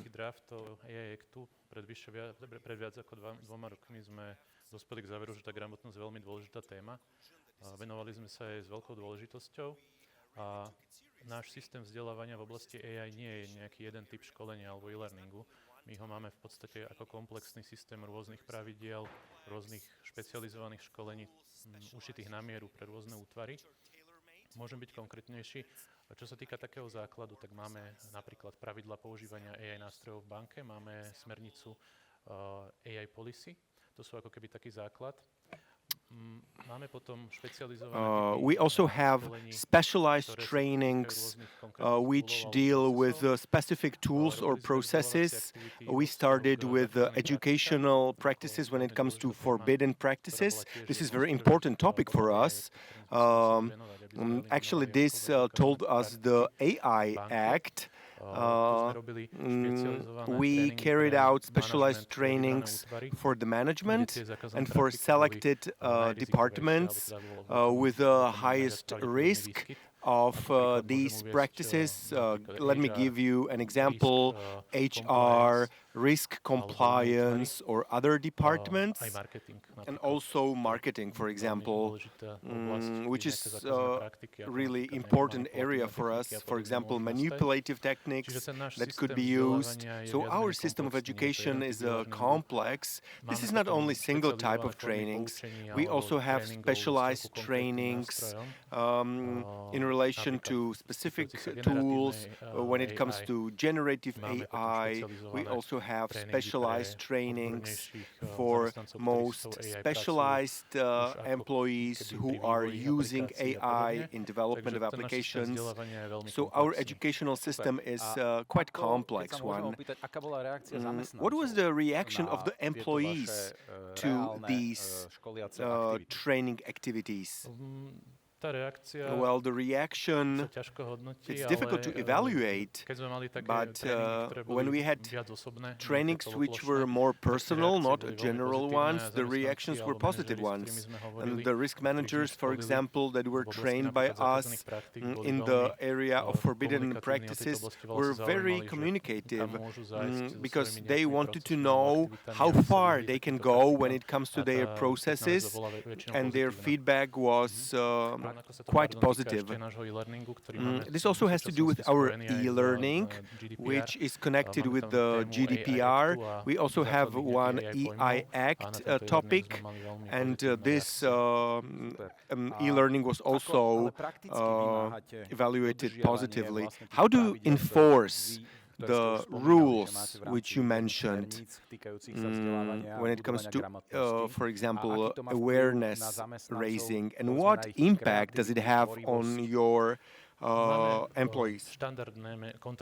We have standard control mechanisms in place, which are not only created for AI. These are general monitoring technical solutions, DLPs, which could eliminate, for example, unwished uploads, or we have login or other techniques, which are quite a standard in banking as we work with many sensitive information. And this is not something new for these employees, because monitoring and control is basically connected to every activity in bank, not only when it comes to AI tools. Did the creativity of your employees increase when they started to use AI in line with these guidelines? It's difficult to say whether this was due to the new rules, but there is a single boom of AI use, and we can see that the creativity did increase. I can see it in the assessments. On the weekly basis, we are receiving many use cases to be evaluated, and really employees started to be more creative. Let me use this point of time to move to other topic, and let's speak about the typical how we use AI in organizations, and let's take a look at the implementation of generative AI. This basically has to do with the creativity of employees, which had to start using something. What was it? How did you approach implementation of these generic AI tools? Well, the beginnings were quite wild or dramatic, let's say, when the AI boom started. I'm speaking about the hype about ChatGPT. Everybody wanted to use it in the bank, and we need to take into account that banking is a little bit different area of operation, because we have to keep in mind we have bank secrecy, AML, and other areas. So we really had to be very sensitive and cautious, and we decided to go the controlled argument way. We basically prohibited everything, but then step by step we let the employees use certain things. It was not a complete prohibition that nobody can be using anything, but we listed the tools which were assessed as non-secure ones.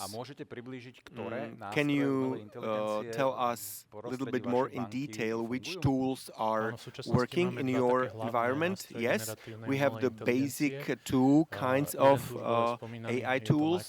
The first one is the Microsoft Copilot. We also have specific tool which is based on the OpenAI. We are the part of the Raiffeisen group, and we have the specialized ChatGPT tool, which is comparable to the generally accessible GPT, but it has certain limitations which allows us to use it in our bank. So we have these two basic tools, so Group, ChatGPT, and Copilot. The first one is closed in our private cloud, and we use LLM models from OpenAI, and this is sufficient for the needs of our employees when it comes to the data use. So how do you use these instruments?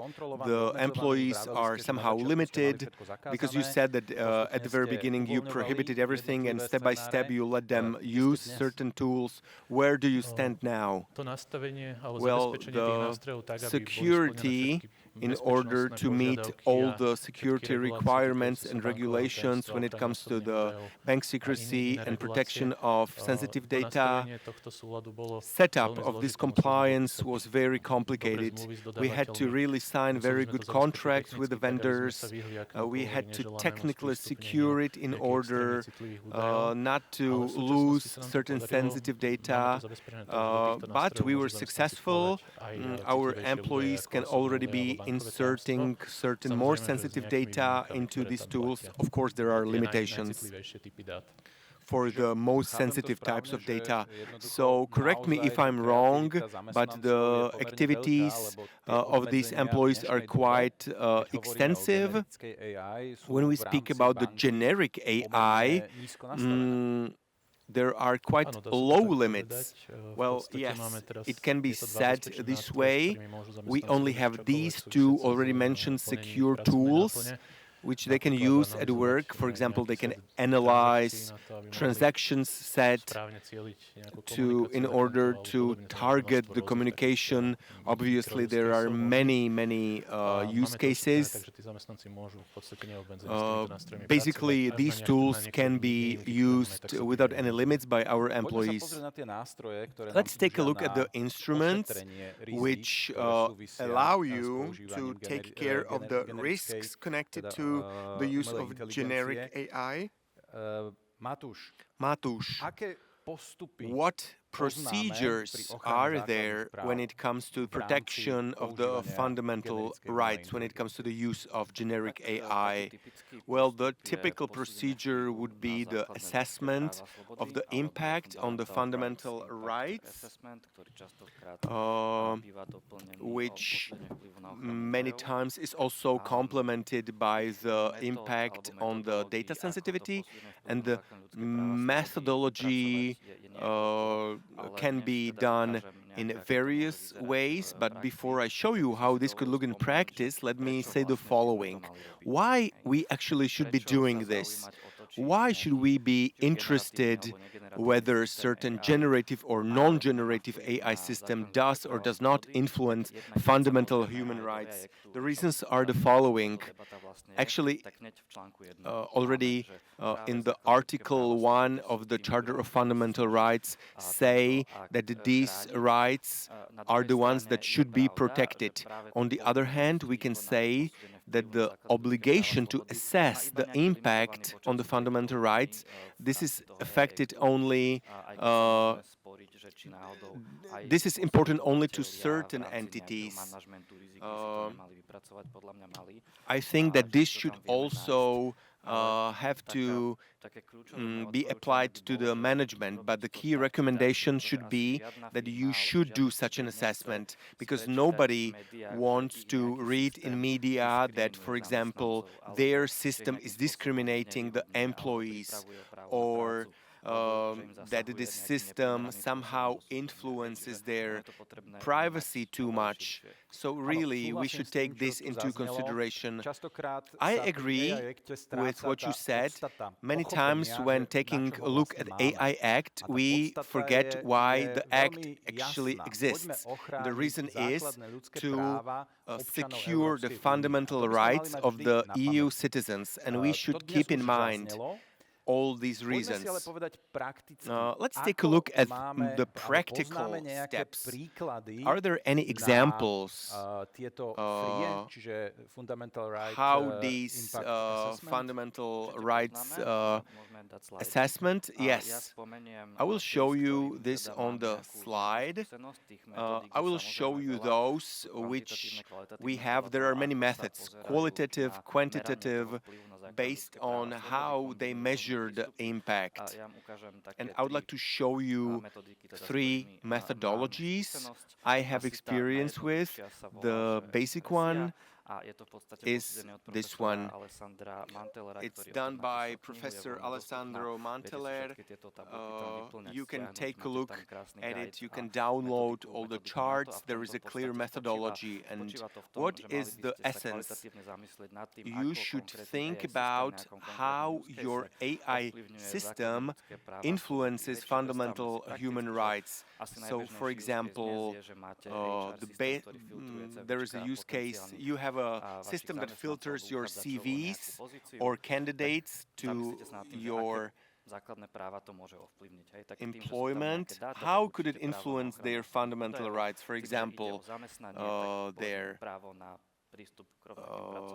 right for work, or there are cases that had to do with discrimination, so non-discrimination rules. And what this system does, there are 4 basic attributes which are measured if you want to assess the impact to the fundamental human rights. So there is an attribute that has to do with how severe impact it could have. There is some expert opinion, and you could say that due to the fact that there's employee data inserted, the impact will be high or very high. But then this could be leveraged by other attributes, for example, exposure. How many individuals this refers to? Of course, it will not be the whole population, it will not be the majority of the population. So then you will use the metrics for low or medium. and this actually leverages other criteria. For example, how much the given person should act if they want to ask about their fundamental human rights protection.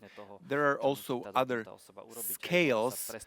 For example, the candidate should not apply for the work if they don't like it, but nobody wants this.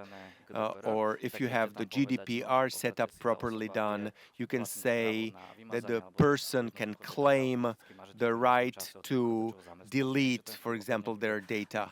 Again, the impact will not be high. And this way, you basically can assess the impact on any right or freedom of the candidate. We also have other methodologies. This is the methodology used by Intesa São Paulo, which is more complicated and more quantitative because it takes a look at every single fundamental human rights, which is in the chart of fundamental rights. So you don't have to take a look at all of them, but only at the most fundamental ones. And there are also other criteria, the severity of the criterion, prejudice, or which groups this applies to, and then you also measure the intensity of the impact.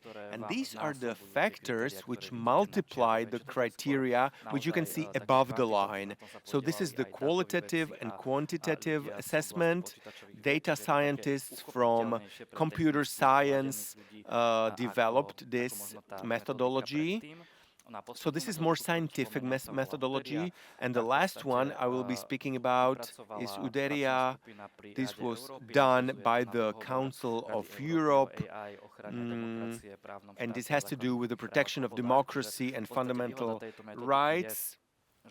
And the essence of this methodology is this is basically a methodology which combines the two previous methodologies. It stresses out the proper context of the system. We need to know all the functionality, in which sector it is being used, and maybe there could already be red flags coming out of this first assessment. Due to the fact that we are in banking industry, we need to deal with banking secrecy. So this methodology stresses out the context of the system, and you can find proper manual how to use it and how to approach it. Thank you very much. For detailed explanation of those three approaches. And what about the bank? Do you apply or have you included this into the roadmap? What's your approach towards it? Yeah, the DPA3, we perceive those topics as separate ones, but nonetheless, they're quite often related to each other. The DPA is a thing we do since we introduced GDPR into practice. A lot of those AI tools in terms of our bank requires data privacy assessment because you quite often have triggers that require this. Those are processing of large amounts of data, processing of personal categories as biometric data, for individual identification. So DPA is a standard thing in those tools of bigger AI solutions in terms of banks. Regarding free,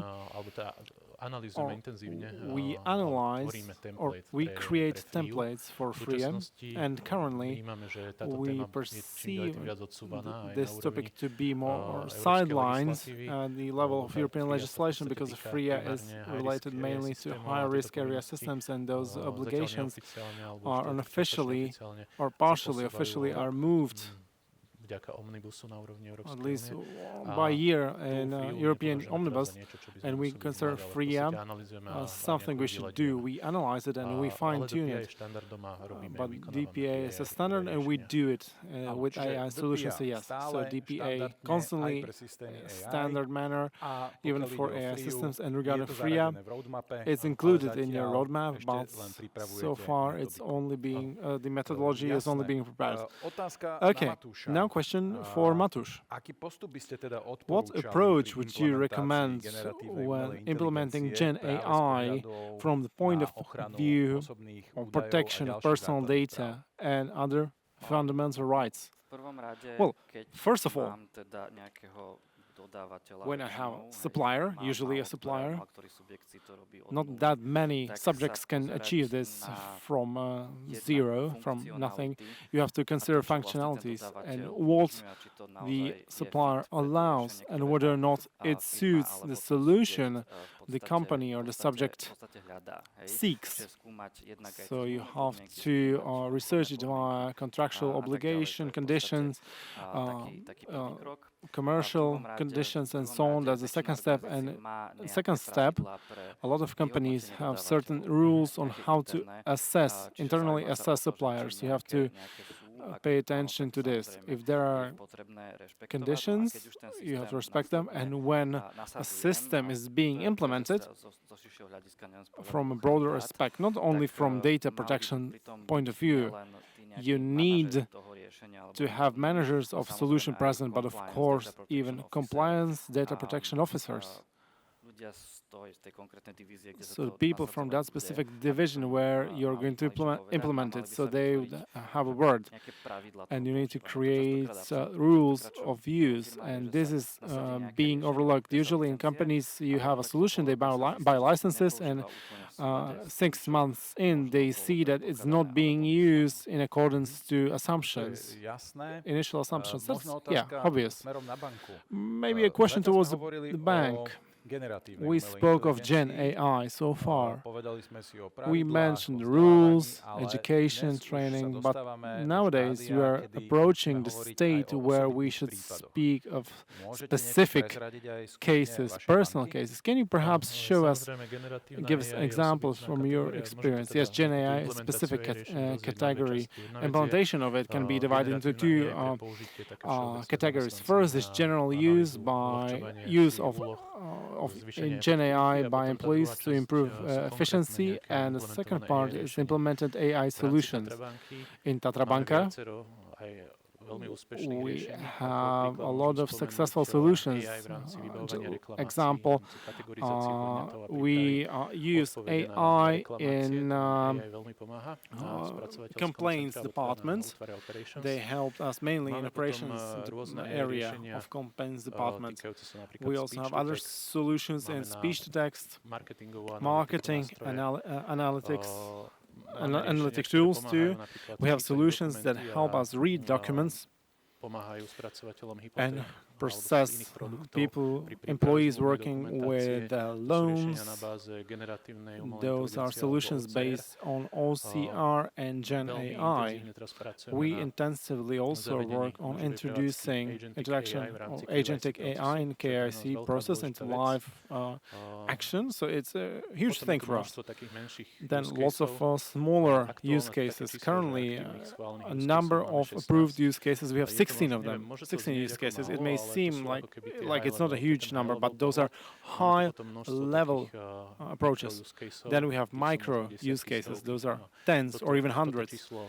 So this number includes ChatGPT, Copilot, GitHub Copilot.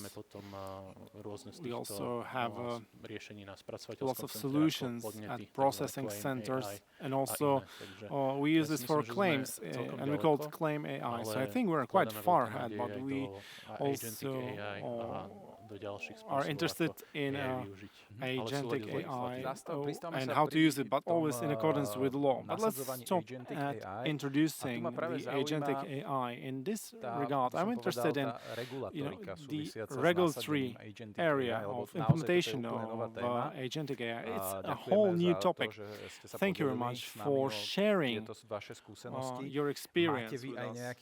Do you have a specific internal regulation which reacts to specifics of use of agentic AI? Regarding this topic, agentic AI, internal regulation is still an ongoing process. But we have a general broad scope AI policy which is related also to agentic AI. You have security directives, data protection directives, which are also related to agentic AI. In case we would need something new, then we create it or we tailor-made it. But currently we have enough of directives. But what's important with directive agentic AI, we assume a huge level of autonomy, which is quite risky in terms of audits, management of approaches, logging, or even readability and responsibility of such an agent, which is an important topic in banking sector. So agentic AI has to be, in quite seriousness, be assessed so it would be compliant with regulation like GDPR and so on and so forth. I'm going to ask Matúš, since you're a professional on regulation of AI, what would you praise in terms, what would you mention in the agentic AI from the practical standpoint? Practical standpoint, mainly how to classify it according to this standard it has, because it's not so straightforward compared to AI Act. The first part, there was no regulation of LLMs. And now we have agentic AI, and AI Act has not even counted with it when it was passed. Oh, so I'll interrupt you. Just a moment. So this means we have regulation nowadays which is not even implementable, so to speak, and we see some gaps or we need to add something. It does not mean that we have to expand the scopes of the law. It's about interpretation of the past law and how to implement it on AI laws. I think it's going to be one of the nearest tasks of AI office when they pass the directive, they oblige themselves to do, or you can change law, which happened by Digital Omnibus, but agentic AI does not solve this issue. Okay, let's get back to agentic AI and agents in general. How do you see this from your point of view, experience and outlook on the future on use of agents and agentic AI in banking? Just like I mentioned, in banking, it's crucial to work with the possibility to audit those agents and logging them. Security, yes, security. So there would be responsibility. So a person would face responsibility, responsible for situations when something fails. We are heavily regulated. We cannot have an autonomous agent which can do anything it feels like doing, because you can easily achieve data break or even other serious consequences. Then it's going to be difficult to defend your actions in front of the regulator. Because of that, we have to research such agents and use only technology that we are not afraid of using in banking. And what's even more important, you need to have human oversight. You cannot simply allow agents to completely replace employees, humans. There has to be a level of, let's call it human in the loop, currently, so far. Yeah, we all view the trustworthiness and human supervision is important, and I think it will be and become even more important in the future in order to be able to defend our meaning. There are a couple of questions from the audience. Thank you very much for these questions, but before that, I would like to ask you, gentlemen, to pose you one question as a final one for this panel. Matúš, what 2 or 3 recommendations would you give to companies, mainly in the financial sector, which are only starting with the AI? You should start in a small. It doesn't have to be a global impact, doesn't have to be a solution for the whole company. Start with one smaller use case because it is easier to control, and when you will deploy the solution, you should start with internal rules which you will be able to replicate for the whole company. Yes, we do have the basic benchmark in the form of the AI Act, but we should be asking ourselves whether we should be doing something more.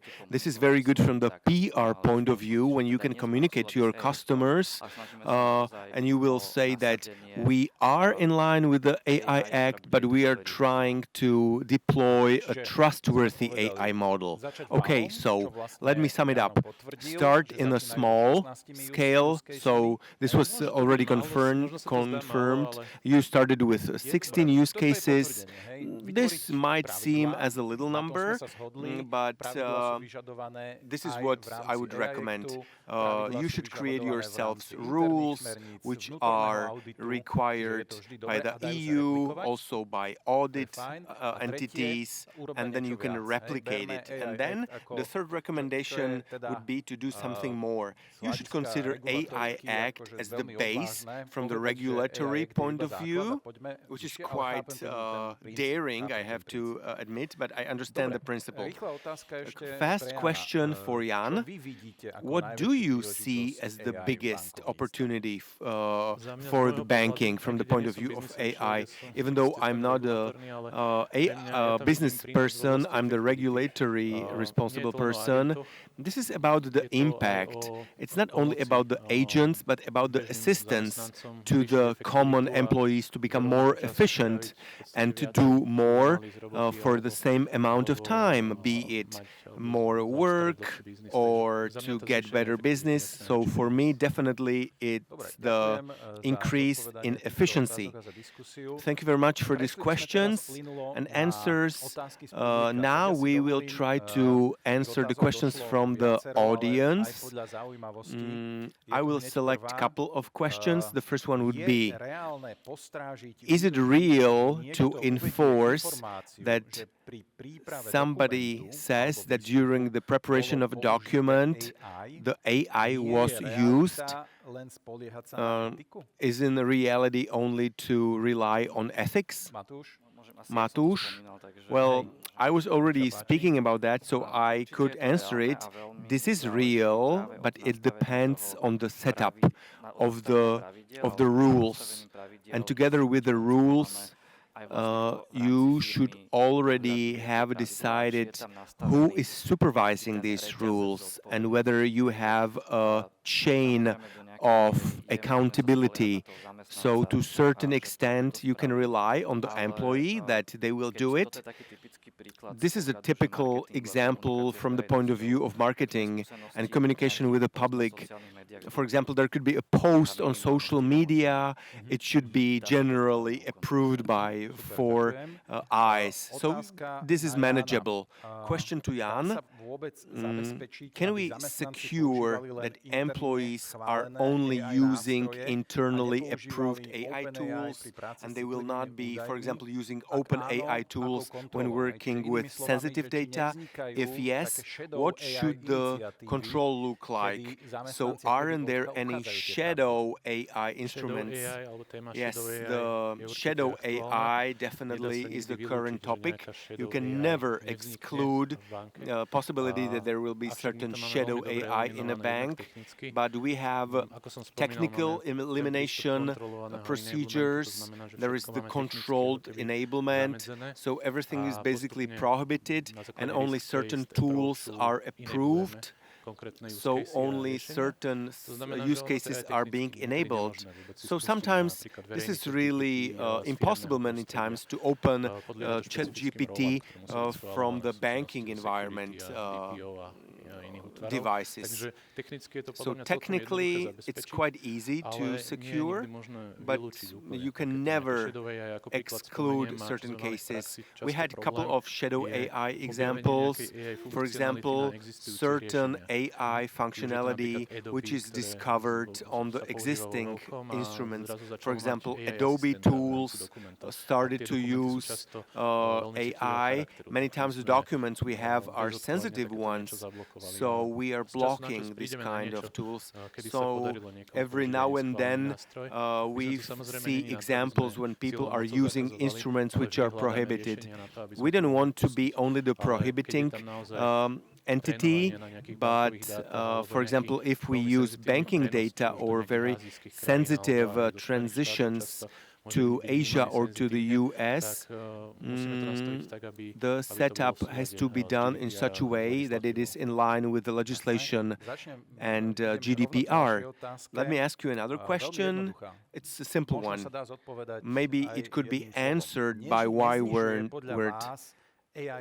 Don't you think that AI Act decreases the competitiveness of EU towards the global market? Yes, many times I'm asking myself this question. I do not think so. I think when it comes to the decrease of competitiveness in EU is the lack of investments into AI. This is not definitely regulatory things that are decreasing the competitiveness. And we have to ask ourselves why the AI Act actually exists. Because EU wants to respect solidarity, non-discrimination, democracy, protection, protection of fundamental human rights. And maybe the other countries are not viewing this the same. And the way we view it is actually reflected in the other regulatory acts, including AI Act. My opinion is that I will rather live in a democratic society compared to having new functionalities in my iPhone. Thank you very much for the discussion, gentlemen.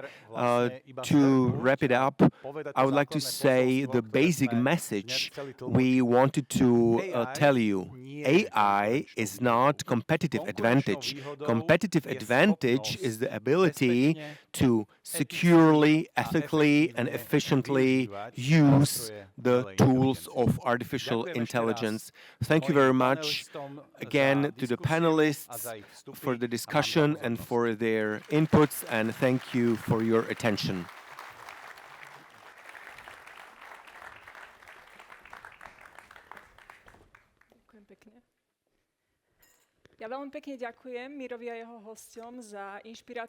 Thank you very much for the inspirative discussion. From the topic of regulation, we will be speaking now about the implementation. It applies to every one of us. I'm very happy that we were already speaking about the agentic AI and similar terms, because in the upcoming discussion or in the lecture we shall be dealing with this topic, which is implementation of agentic AI to production. And what separates an experiment from the responsible solutions and reliable solutions, Mr. Tomáš Sikora from Amazon Web Services will be speaking about.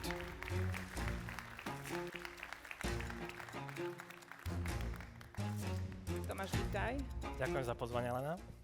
Tomáš, welcome. Thank you for the invitation. I'm really happy that you're today here with us. At the beginning, I would like to introduce you, first of all. If you allow me, Tomáš, for more than 20 years, you work in enterprise architecture, project management, and implementation of AI. Currently, you work at Amazon Web Services, where you lead the strategy of agentic AI for huge software companies in the MENA region. I'm going to reveal something from your private life. You're Slovak by nationality, but you live in German Munich. You're native language is practical English. Could you please tell us more about your path to Munich?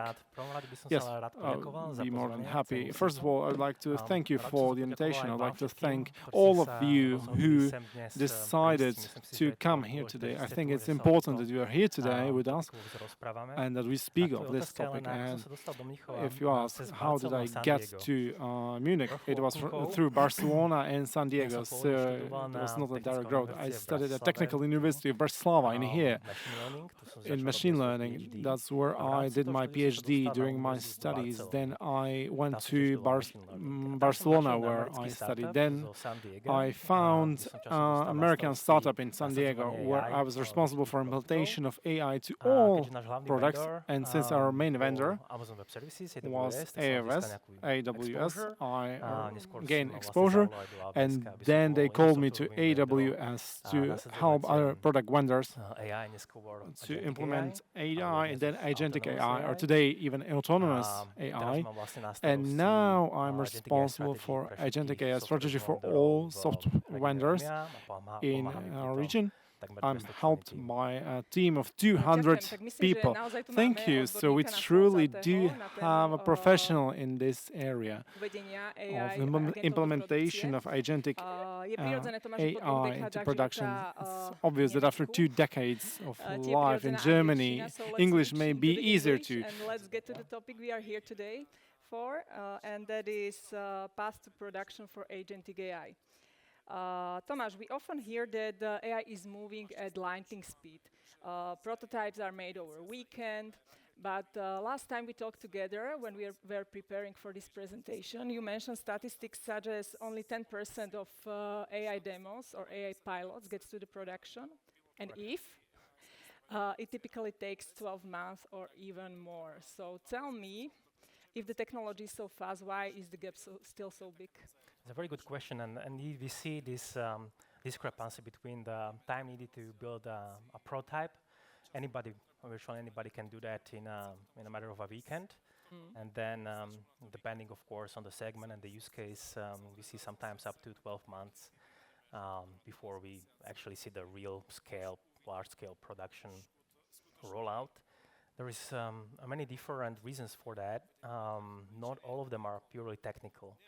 So I think that we will cover some of it today, and I would like to maybe start with the first things first. So it's incredibly important to get the agent identity right at the beginning, right? So to set the identity of the agent correctly right from the get-go, because this is something that will influence everything down the line, including the business questions. So what I mean by agentic AI identity or identity of the AI agent is the purpose of the agent. What is it supposed to do? What are our expectations from the agent? What kind of work to accomplish? I will give you an example. Imagine that you are building an AI agent for retail, and you ask it to cover everything from supply chain management through order management to customer support. You will end up with an agent which is confused and has very large blast radius, right? So on the screen, what you see is a short, brief anatomy of an agent with some rules of thumbs. And setting the identity right will impact everything from the technological implementation, because you need to give it an instructions. And as you will keep adding more and more, the agent instructions will get bloated. Human research shows that agent can only reliably follow up to 150 to 200 instructions. Go over it, and the agent will start to ignore it. So that's one of the examples. What you will also see on the screen is, for example, tool use. Until the agent only needs a couple of tools, maybe single digits or tens, it's quite reliable. Go to hundreds, and you will need a registry. So this is the technological impact of the decisions that you make early on. But it also spans to the business impact, because I've been, for example, working with a customer who got it right from the technology perspective early on. So they were almost ready to roll out a production, and then they spent 6 months before the production rollout just to figure out what is the business model, what is the pricing model, what is the cost structure, etc. So that's important to get right at the beginning. Okay, thank you. It sounds interesting. So you've shown us anatomy of the agent, or you mentioned identity of the agent, yep. Instructions and tools. Does simply having this in place mean we are ready to roll out to production? I would say that it will be more difficult, or there will be some more things. It's still a long way to go. Another thing where I would look next, once the identity of the agent is well defined, is the security, regulatory compliance aspects of it. Many people think that when it comes to security, it's something that slows you down, right? Because now you have to be compliant with all the expectations from regulatory bodies, but also from your maybe enterprise customers. We usually push it later and later. Exactly, yeah. And that's one of the biggest mistakes that I always see, because it might be counterintuitive, but what we see from the field is that if you make this kind of at least foundational minimal investment early on, it typically pays benefits of not, stumbling upon roadblocks on the way, not delaying the rollout, and not impacting, not creating adoption friction for your customers. So investing into security early on, even minimal investment, because many of agentic AI platforms now have built-in capabilities that you turn on, you spend a little bit of time configuring, but it really does not take that much time. It can get you maybe to 70-75% where you need to be, right? So an accelerated time path to production. But what I would like to maybe also mention is that the view on security changes as you get closer to production, because early on at the design phase, you are thinking about security as something that you bake into the solution, right? Now that's natural because you are just designing the system. But not too many companies are paying attention to the runtime security, right? So after the agent is deployed to the production, how can it be still kept secure, right? What we see, however, once you reach production and you roll out, is the view of security from the perspective of reflection time. So now we have the agent running the production, it's doing something, and you need to be able to reflect on the past actions, right? And what I mean by this is I can maybe give you a brief example. That would be great, so we can. Yeah, so I've been working with a large customer who did everything right. They enabled the proper guardrails, they had policies in place, they rolled out the product to production, and suddenly they run into some, let's say, security challenges. And the reason for this was that they were not yet able to reflect on what the agent was processing in the past.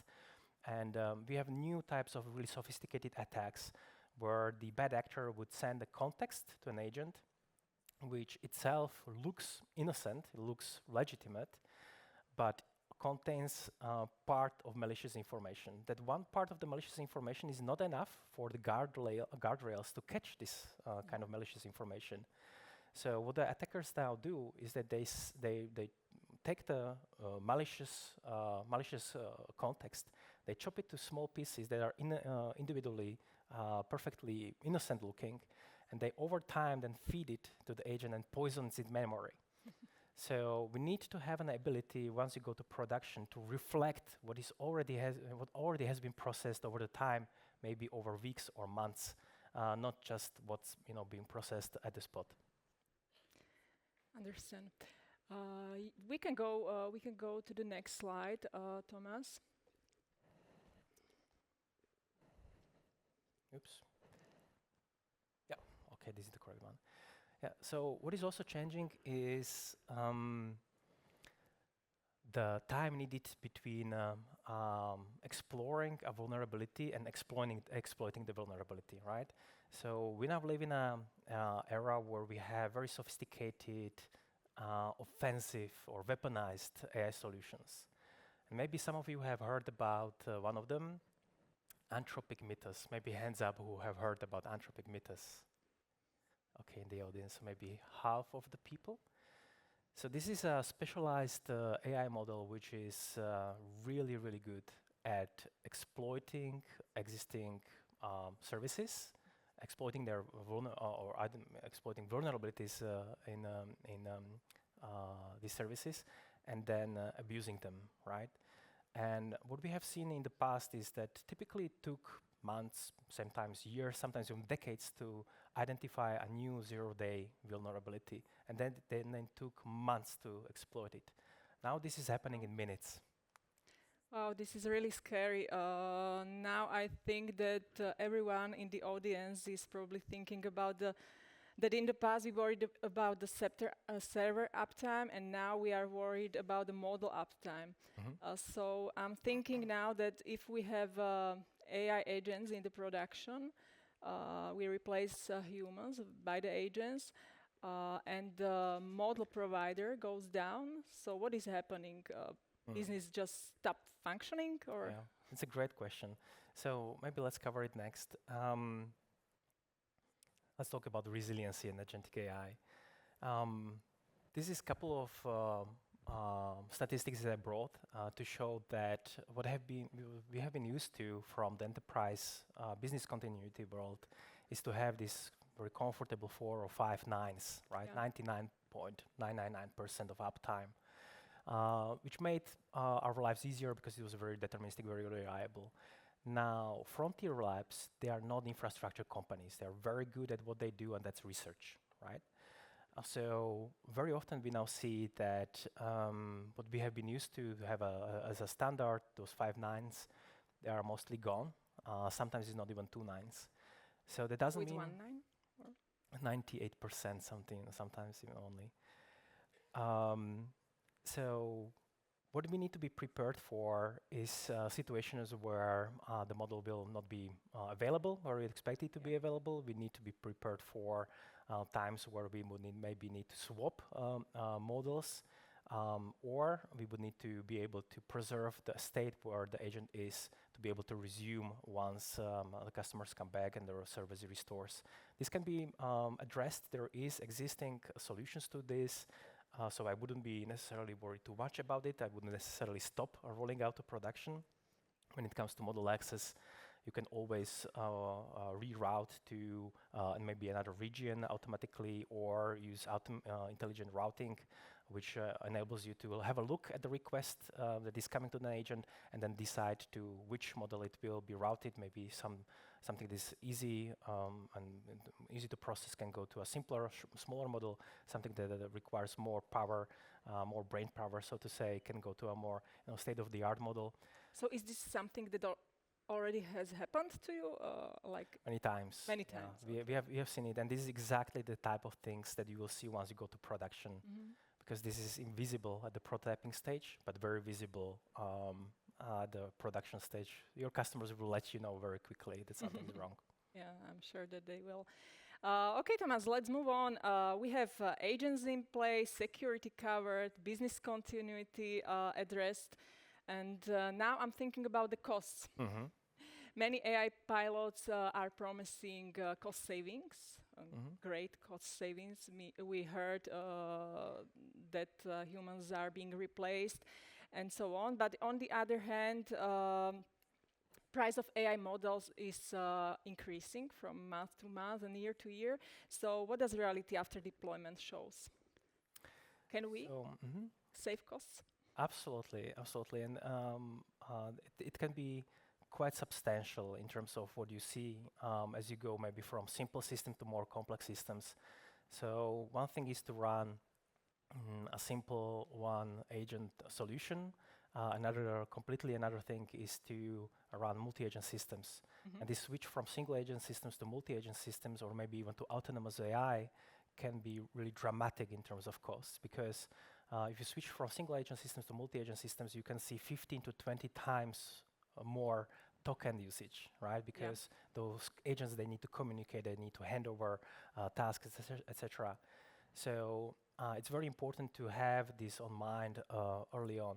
Autonomous AI is making it even worse, so to say, because now you have an AI that acts on its own. It doesn't wait for any sort of requests, right? So it is really essential to pay attention to cost governance. And there's different things that you can do, right? For example, whenever you have a workload that can wait a little bit, right? You don't need an immediate response, but you can process things asynchronously or even overnight. you are looking at up to 90% cost saving just to be able to run it on a computer that doesn't need to be immediately available. What is also a clever thing to do is intelligent routing between small models and state-of-the-art models, which might be more complex.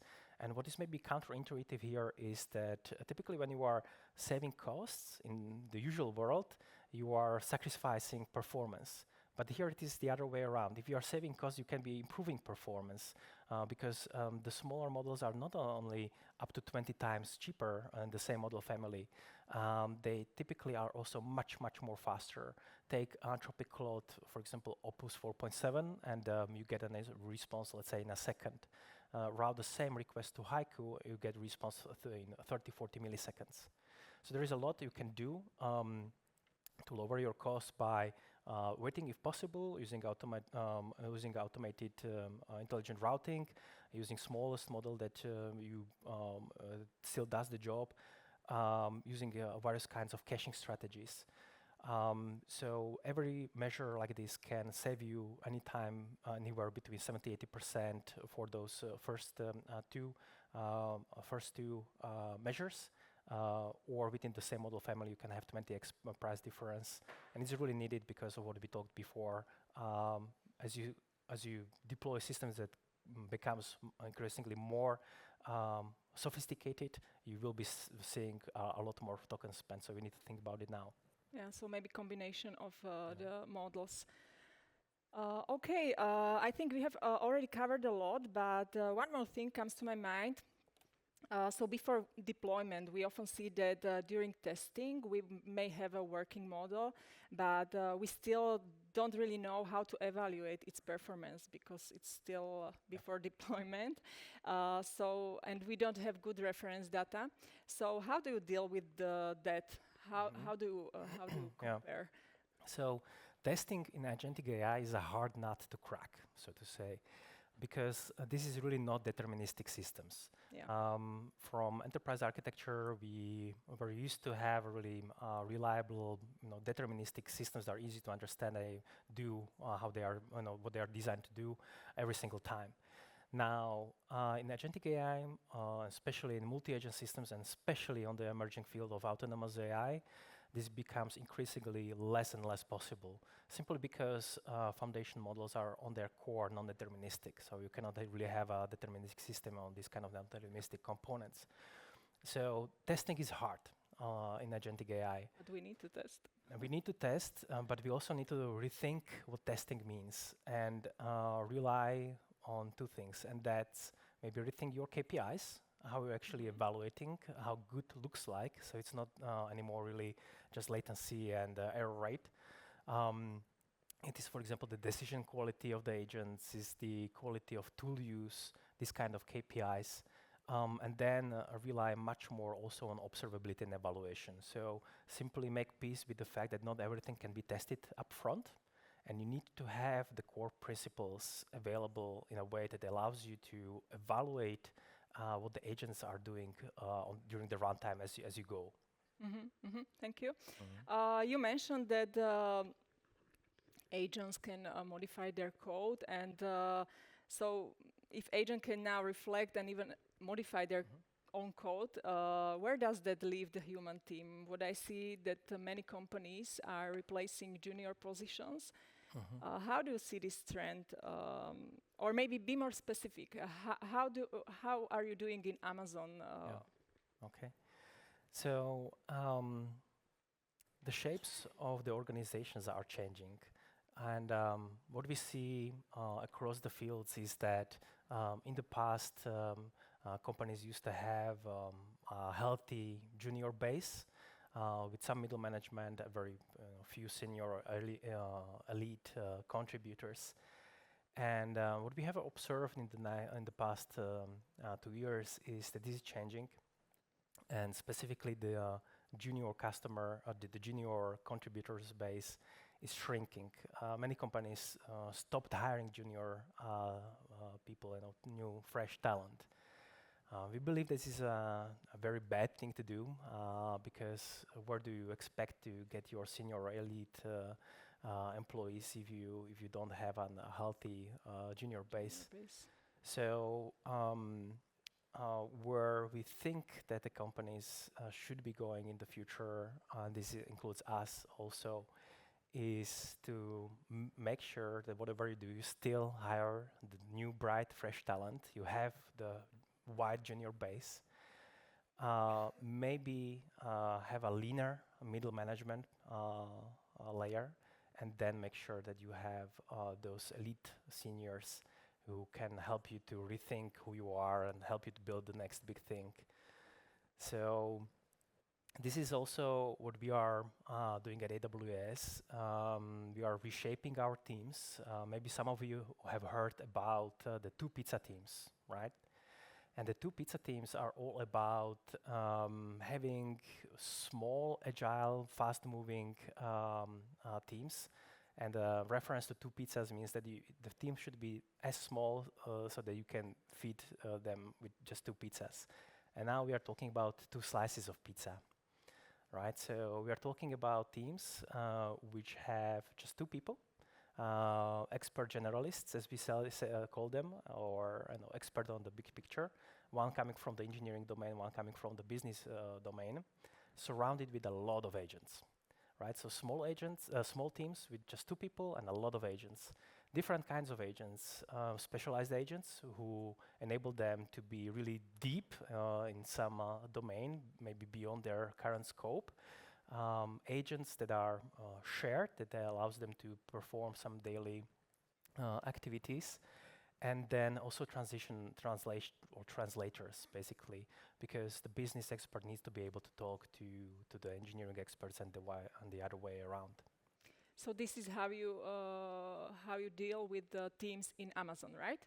Some of our teams are adopting this structure. Okay, so where are all those people who were in the teams before? We let them do something else. Simply, we take on new challenges or harder projects that felt impossible before. Okay, it's very interesting, and thank you very much for this insight.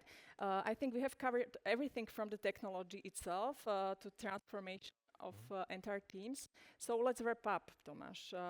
What is the single most important step a manager, maybe here in audience, should take today to be ready for having AI agents in production tomorrow or in 1 year? Yeah, I would say to take this disruption seriously.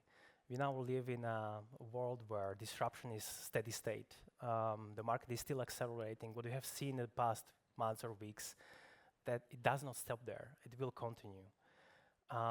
So be prepared for this. Build the muscle. It's incredibly important for your teams to build the muscle now. And that's just to give you an idea how important it is. The big 4, Amazon, Google, Microsoft, and Meta together, last year and this year combined, our combined investment into AI infrastructure and managed AI services for the first time exceeds $1.15 trillion. Wow. So we barely sleep, so to say, right? But for you, this is an opportunity to be part of something big. This is the renaissance of software, right? So, but the challenge is that if you don't build the muscle now, in a year, your teams might not be 1 or 2 steps behind. They might be 10. Yeah, I think we have heard already today that don't wait. Time's up. Thank you very much, Tomáš, for all your insights. I think now we can look at the questions from audience. I believe that there will be many of them. All right. Oh, wow, okay.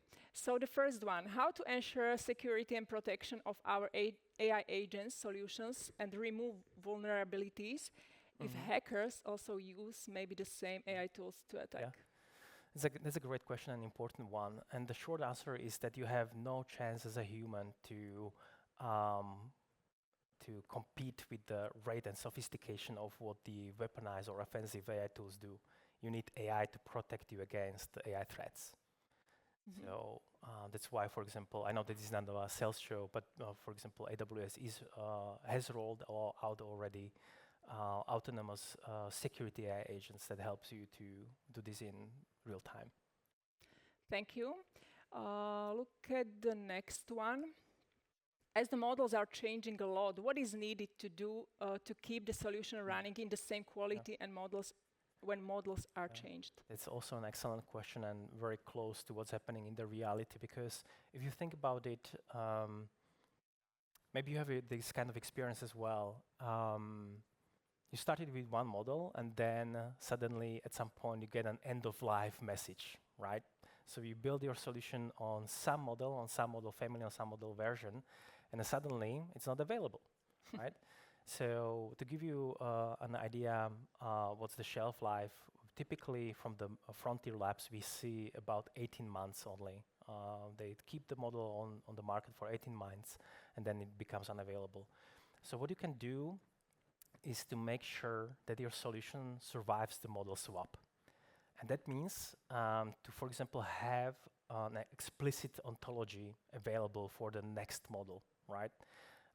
And by explicit ontology, I mean the semantic layer, which describes what kind of business entities are you dealing with, what kind of relationships and contracts they have between themselves. Typically, this is something that is embedded in your, in your code. So don't embed it, bring it forward to resurface it, make it really explicit, because even if you then swap models, this will really help to bring everybody on the same speed, on the same page fast. It's not a guarantee, but it's something that we observed is really helping. Thank you. The next question. Do you still work in Scrum teams or AI changed it? It has changed a lot. It has changed a lot. A lot of our teams are now using AI-driven development lifecycle, AI DLC. So here, the role of the developer is to be more of a builder, really, to specify what they are trying to achieve and to guard those principles and let AI decide a lot of what has been previously maybe the realm of humans' decisions. So sometimes even the stack decisions and of course the implementation is left to AI agents. So the practice has changed a lot. So we now have hybrid teams of few human builders and a lot of agents, and we offload a lot of decisions to the AI agents. Can you maybe mention when did it change, or when have you changed? Last year. Last year. Yeah, it's already how many of our teams operate. And we bring those solutions to others to also benefit from it. But we always do that in a way that we test it on ourselves first. So we eat our own dog food or drink our own champagne, whatever you prefer. Okay, so look at the next question. Have you seen accidental innovation from AI similar to when people find something through mistake in research prototyping?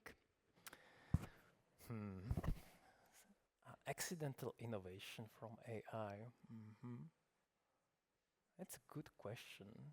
I would say that the need for episodic memory came through something like this, because we noticed that it is not enough for the agent to just process and remember the current session, but be able to have this kind of retrospective and reflection. As we do as humans, we also have episodic memory. So this is something that we introduced then on the market last year, and it basically mimics the human brain. So we enable the agent to reflect. Anthropic also has something like this, they call it dreaming. Okay, thank you, Tomáš. We are at the end of this session.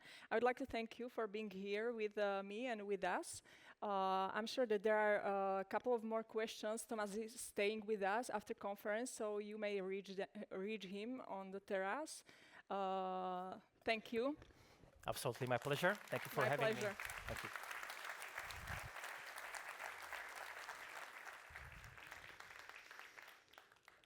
Tak ste to počuli všetci, dostať AI do produkcie nie je úplne ľahké. The AI into production, it's no easy task. It's quite a challenge.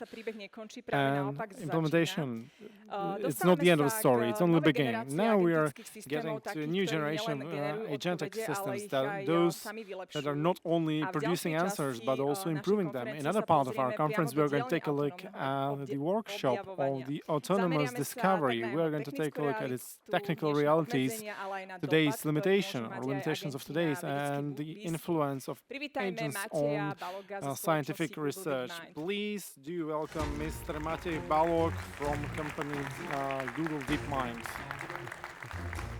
Ahoj Matej. Hi Matej. Thank you for having me. Dobrý deň. Hello. Vítaj, teším sa, že Welcome. si so mnou dnes. I'm happy that you are here with me today. Matej, just like in the last session, I would like to introduce you because I had the pleasure to sit here with talented Slovaks who live abroad. You, together with your family, you live in London, where you studied. You finished your engineering studies in London and Cambridge too. You work in Google DeepMind, and from 2024 you lead a team which focuses on development of AI agents which discover new algorithms to solve complex computing tasks and problems. Matej, Google DeepMind is very well known to be leaders of AI revolution, and it has great influence of scientific research, the future of work and society as a whole. How did you even get there? How can a person start working in Google? Thank you for the questions. And first of all, thank you for the invitation. It's a huge pleasure for me to speak about this work in my city where I was born. From early childhood, I was interested in math and informatics. I had the pleasure to study this area at university, and I had a study program where it was like 50-50. I liked probability courses the most. It was a tool to grasp the uncertainty in the world and to imagine the future. And that's how I got to machine learning. That's how we called AI 10 years ago. We were more low-key, and that's what I studied during my PhD studies. Practically every summer I had an internship at Microsoft and Google, and it was a really useful experience. After graduating, I made a decision to stay in London and say Google DeepMind, and just like then, and even today, I think it's a great place to work, most definitely. So the instructions are clear. If anyone is experienced, so Gamcha, high school in Bratislava, then Cambridge, Oxford. So what does Google DeepMind do, and what do you and your team do? Well, Google DeepMind is a research branch of Google, and their whole mission and purpose is to build AI with certain methods to the benefit of humanity. Of course, that's a huge mission. And in DeepMind, we have several divisions. More specifically, my team is on the division called Science and Strategic Initiatives. More specifically, the task of this division is to look at other part of mission, that is to benefit humanity. We do it by applying the newest AI developments to move the knowledge in scientific discoveries. The best known experience is AlphaFold. It was a highly specialized model for predicting structures of proteins, this model, and authors received a Nobel Prize for chemistry. In our division, we try to achieve the same level of progress in other areas: biology, medicine, physics, math, and even IT itself. So that's the task of my team, and we try to apply the newest benefits of AI to move forward IT and computer sciences. Our task and our mission, that is our team, is to come up with new and effective algorithms which will be able to solve important computing problems, and those new algorithms, we want to search them by using AI. Of course, I said that we want to move knowledge in AI, and now I speak of algorithms. So let me explain why do we focus on algorithms. I think the majority of you know that algorithms are everywhere around us. They don't. Well, they are everywhere around us, be it the ones written by humans or algorithms written by the nature, and that leads our world. I'll give you specific examples just for your imagination, just for information. Allocation programs. You know, simple example: guests come to a hotel. Each guest have their own requirements. One guest wants to see another guest wants to have a jacuzzi, and the poor person at reception has to think where to send those guests, to what room. They have to be effective. You shouldn't give someone the biggest room because they just want jacuzzi, and the other person doesn't want jacuzzi, they want to have the biggest room. So you need an algorithm, and you want to base your decision on this algorithm. Another group of algorithms are graph algorithms. The best known example is algorithm to seek shortest path. That is Dijkstra's algorithms. Everyone uses this when we use with SatNav, with Google now. The third category, we'll hear more of it later. It's a matrix multiplication. It's a mathematical operation. Some of us, we may remember it from our high school when we learned how to do it. This matrix multiplication, it has certain order, certain algorithm, but nobody still knows what's the most effective algorithm. Multiplication of matrix is not a theoretical task from your school, it's a fundamental task. And all neural networks, AI, computer graphics, all of that is based on it, even science, research and simulation. One thing I would like to mention here, the best known algorithms are named after their inventors, people who came up with them, just like Dijkstra's algorithm. But what we believe in, though humanity spent last decades by searching for those effective algorithms, the space of potential algorithms is so vast we cannot even research it currently, because that we think that thanks to the AI we can overcome the limitations of human intuition and find algorithms that humans couldn't, and by this we could solve important problems even more effectively that we could do until then. If saying it like this, it may seem like quite ambitious song for the future. But actually, this is the reality right now. Even our team is working in this area for the last 6 years. In 2022, we managed to create a system based on AI. It was before LLMs. It was called Alpha Tensor. And this system was able to search and find a faster algorithm to multiply matrices in several examples, and even for simple matrices like multiplying 5 by 5. And if I remember 2022, it's not so long ago, but the atmosphere in scientific areas and even in society was different. AI was considered then to be a useful tool for classification, generation of images and so on, but the majority of people was quite skeptical of AI inventing something new, and even more so skeptical about it inventing new algorithms of matrices. But this was actually possible in 2022, and then we had the year 2023 arrival of LLMs. And then we asked ourselves the question, now we have this new technology before us, can we use it to look for new algorithms? And the atmosphere around us was also more on the skeptical side, mainly because, you know, they called LLMs stochastic parrots, you know, parrots repeating, parroting internet, because they browse the internet, but they'll not come up with anything new. And we came up with fun search. That was our answer. Based on one open task problem in maths, we showed it. So when we ask LLMs in a proper manner, we can build a following system that will be able to find a new solution, much better compared to math researchers without using AI during the whole history of studying of this model. We have already demonstrated this on two models, mathematical and IT model, and we saw the potential that it's not a coincidence that we selected two models and we found something new. So the past 3 years we have invested into scaling of the system and improving it, and then we developed the so-called Alpha Evolve system. I will speak about that later on. And this is a system or an agent which is much powerful version of the search model because it can search for new things in mathematics and in IT, and it's searching for it in the form of algorithms.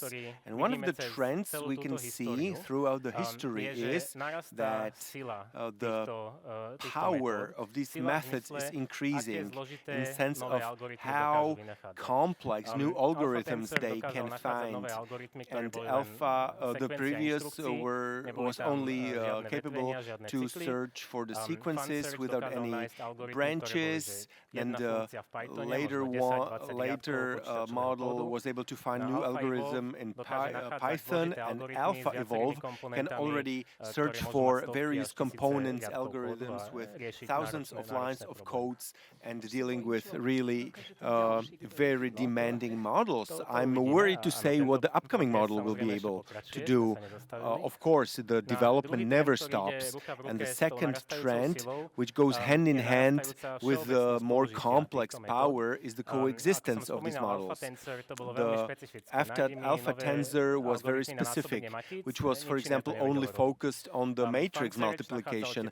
FunSearch was already searching for functions in Python, which was still limited, but Alpha Evolve is already being used in many scientific disciplines for search for proteins and also in other areas, not only in IT and math.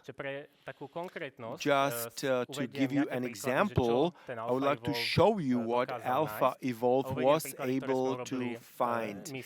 And these are the examples which we found. So first we got back to the previous model 3 years ago with Alpha Tensor, which is the matrix multiplier.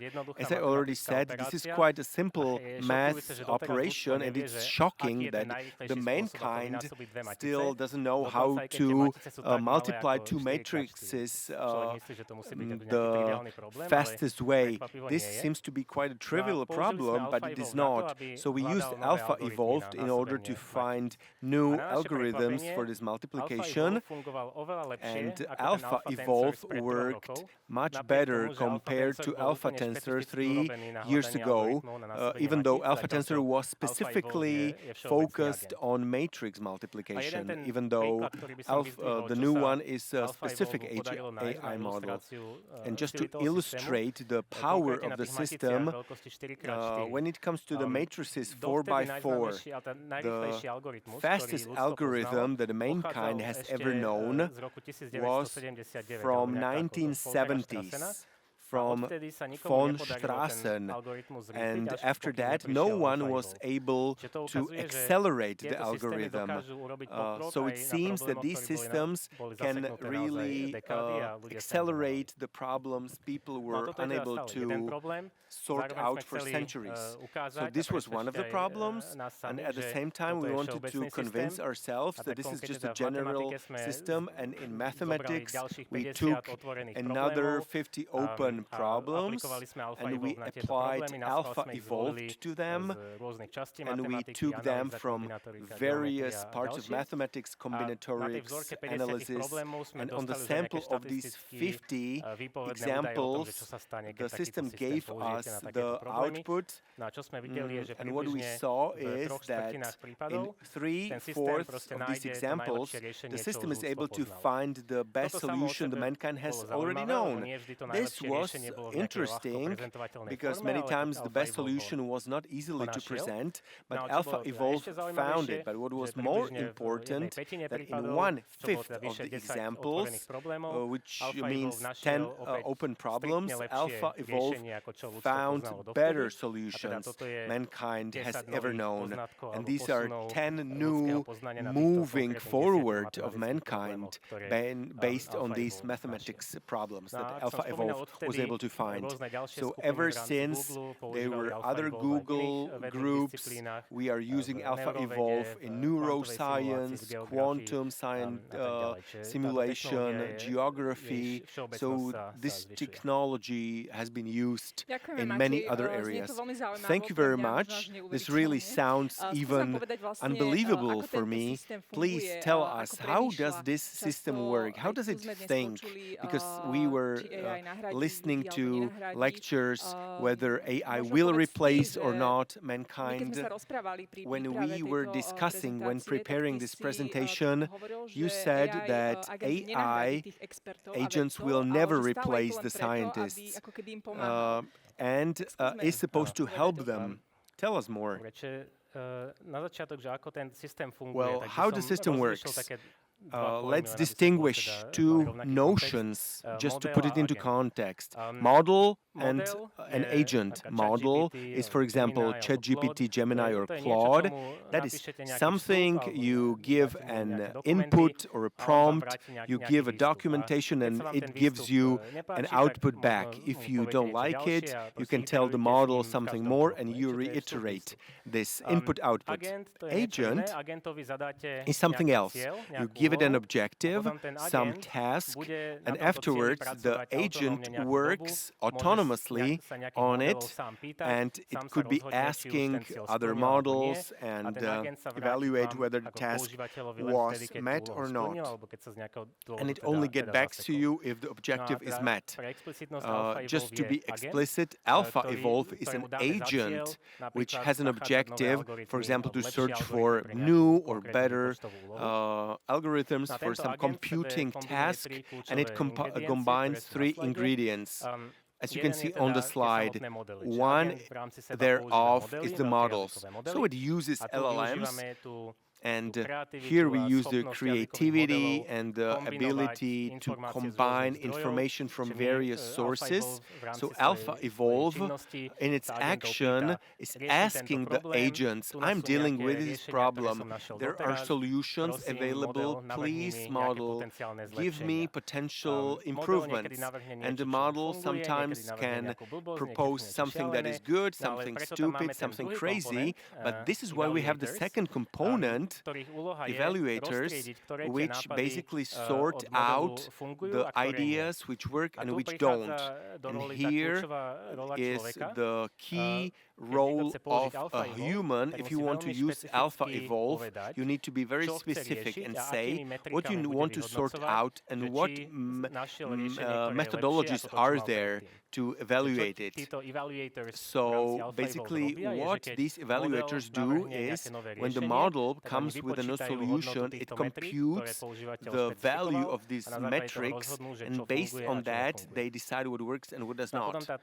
And the third key ingredient is that all this runs in a distributed system, which means that there are many various ideas which are proposed at the same time, they're being evaluated at the same time, and all this runs in the so-called evolution algorithm. So just imagine just like natural evaluation, but the mutations do not come by coincidence, but the mutations are basically proposed by this intelligent model. And then which individual survives is set up by the evaluator because of their good metrics. And when it comes to these 3 ingredients, I have to say that the evaluators are the most specific part for Alpha Evolve. You need to be very specifics, what metrics will be used to evaluate your solutions. And the distributed aspect, this is also something new. When we developed Alpha Evolve, we can see many new AI agents which are also adopting it, and they also become redistributed, and they're also testing solutions parallelly. This is a schematic sample how such a run of Alpha Evolve can run in practice. There is a code the Alpha Evolve is searching for, and on the right side you can see two metrics on the Y and X axis, and as Alpha Evolve searches for newer and newer solutions, the metrics get better and better, and the solution that has been working the best, we are trying to improve it. So this is a reiterating process which can be running eternally, and you are evaluating the best possible solution that it has found. This is a sample how it actually looks in the code, maybe for the IT people in the audience. What we can see here on the left-hand side, there is a code running. It's implementing the machine learning pipeline, which is a core with more components, data loading, a neuron network architecture, and the loop. And Alpha Evolve is scrolling in the code. Sometimes it's adding something, sometimes it's taking from the code, and this is a reiterating process. They evaluate whether it got better after the modification. On the right-hand side, you can see that on average, it's supplementing the code, but not always, because sometimes making the code simpler, it can even improve. This is a sample which shows you an example from our team. Parallelly, as we were dealing with Alpha Evolve, we were also developing this machine learning code. Part of our team are composed of machine learning experts, and in one point of time we found out that Alpha Evolve can be improving the code in a better way than the human team, which gave up, and the human team started to work on a different layer. So we can see that we are not being replaced, but the style and the way how we work is really changing rapidly. Thank you very much for this thought. You have already outlined in your previous slides. Tell us, where does the role of human end and when does the role of AI launch? Just to be precise, the role of a human is to define what is the problem which we need to sort out, in particular in Alpha Evolve or in general, and the role of Alpha Evolve is to search for the solution how we will sort it out. Just to be more particular, we have to define the prompt, define the problem, and we have to be very strict what are the numerical metrics we will evaluate the progress, and potentially the human factor can supplement the intuition how the given problem could be sorted out. Or if we want, we can start with a solution which we already have in production, but we need to make it better, we need to improve it, so you don't have to start on a green field. So we are giving this to the Alpha Evolve, and Alpha Evolve comprises 4 components. Let me start with the program database, which is also the database of the problems Alpha Evolve has already found.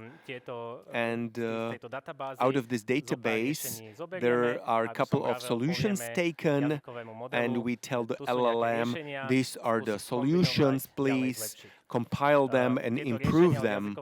And these solutions from the LLM are given to the evaluators pool, and right after the solution works well, we add it to the program database, which therefore is still bigger and bigger, and in the end we can take the best program available. But let me get back to the human factor, because what Alpha alpha evolve, I already said, are the algorithms, is the code. And when the human receives the solution, it doesn't have to be immediately accepted, but we can take a look. Okay, so this is the alpha evolve algorithm. This is just the code, and being a programmer, I could try to comprehend it, and right after I comprehend it, maybe I will learn something of it and work with the information. So the human is of critical importance when it comes to the specification of the problem, but we also see it on the interpretation of the solution, what we will do with it. Thank you very much, Matej. We, the business people, are many times interested in the savings impact, be it time or financial savings. From our previous talks, I understand that you in the Google are already using these agents. Please tell us where these agents are already helping you, be it Alpha Evolve or the predecessors. Of course, we are using it in many ways, but let me give you an example what we have done using Alpha Evolve. Let me get back to the problem of the guests coming into hotel. But this will be an analogy that let's take a look at the Google data centers where the guests that are coming. These are the computing tasks which are delivered by the Google engineers or automated processes, and the rooms in the hotel, these are the physical computers which are present in the data center, and the task of the receptionist or the operational system which is directing this has to decide which computing task will go to which computer, so which computer will be computing this task. And again, this is the allocation trouble because we want to prevent the resources waste. For example, if we have computers whose computational unit is completely clogged, we would really be ineffective. And again, the operational system, being the receptionist, has to have an algorithm. When there is a new task, the receptionist immediately needs to decide to which computer it will be sent to. So the Google data centers have been in operation for dozens of years. It was already developed by our engineers, and we ask Alpha Evolve, please try to find a better way which will be distributing these computational tasks better. And Alpha Evolve was successful doing so, and Alpha Evolve we have used on the algorithm which was most surprising yet simple. So algorithm which was found had 7 lines of code, and in this case it was reiterated that these engineers that are managing these data centers were able to take a look at the code and understand what it does and analyze it, what kind of computational tasks are sent to which computers, and based on that there was a decision, yes, this makes sense, we could put this to production. And it was not a question whether we can trust a neural network because they saw the code themselves and they saw that it did make sense, and in the simulation it was save computational resources. Now it's launched and it has been in operation for over 2 years, and it saves Google 0.7% of all computational resources in their data centers, which may sound not big, but this is really a significant saving. So this is one of examples. When we did this, we saw that this is not a coincidence that the Alpha Evolve was able to find something new already at the first case. So it was a systemic effect, but we needed to persuade the others. That's why we took a look at the computational stack of Google, and on purpose we selected certain problems from each of these areas in order to demonstrate that AlphaEvolve is able to find new solutions. So if you take a look at this computing stack, from a helicopter view, we saw the data centers. In these centers, there is hardware running, and on this hardware, there is software. So data centers, we have already improved. We are saving 0.7 of the computational power, and we took a look at the hardware. Hardware, which is designed by Google, is called the TPUs, Tensor Processing Units, which are specialized chips which are running all the neural networks operations, and we demonstrated that AlphaEvolve was able to make one of the circuits simpler. Therefore, all the new generation of TPUs that will be produced will have this improvement already integrated, which was found by AlphaEvolve. And also when it comes to the software, we were thinking what would be the most important software Google runs, and one of this is definitely training of AI, the Gemini training. And we asked AlphaEvolve, please improve this part of training Gemini, where the large matrices are being trained. We sped up it by 23%, and this was only one part of the training process, and overall improvement is 1%. Maybe does not seem to be large, but on the large scale, this is really significant saving. And one of the things we start seeing is the first outline of the self-improvement, in sense that AlphaEvolve is run on Google data centers. They use Gemini models, which are using TPI chips, and the Gemini model has been accelerated when it comes to its own training. So we can say that AlphaEvolve already contributes to improving itself or the upcoming generation. Listening to you, hotels, Google, and improvements, I would like to ask you about the product. Is it possible to buy this kind of agent? Well, we are working on this very actively.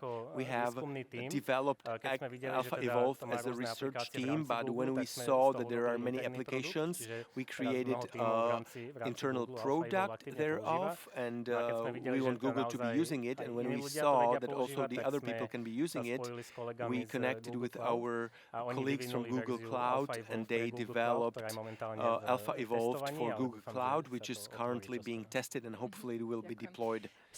Thank you. We are almost at the end. Maybe as a summary, let's take a look at the future.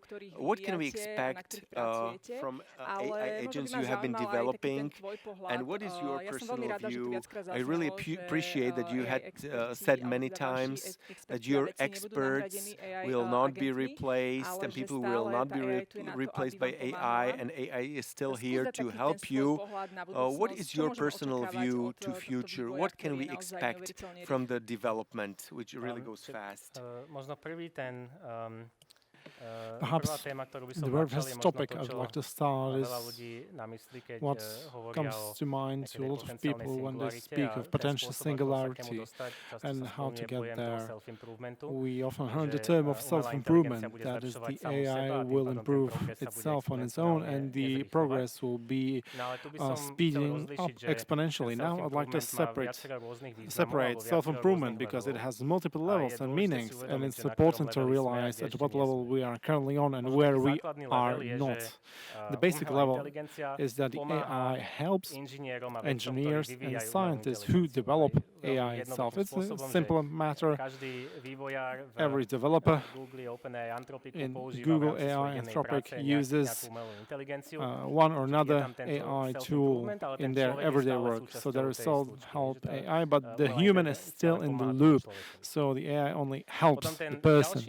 Now there is another level, where we can say that alpha level evolve is now, is that AI helps and improves its own infrastructure and training.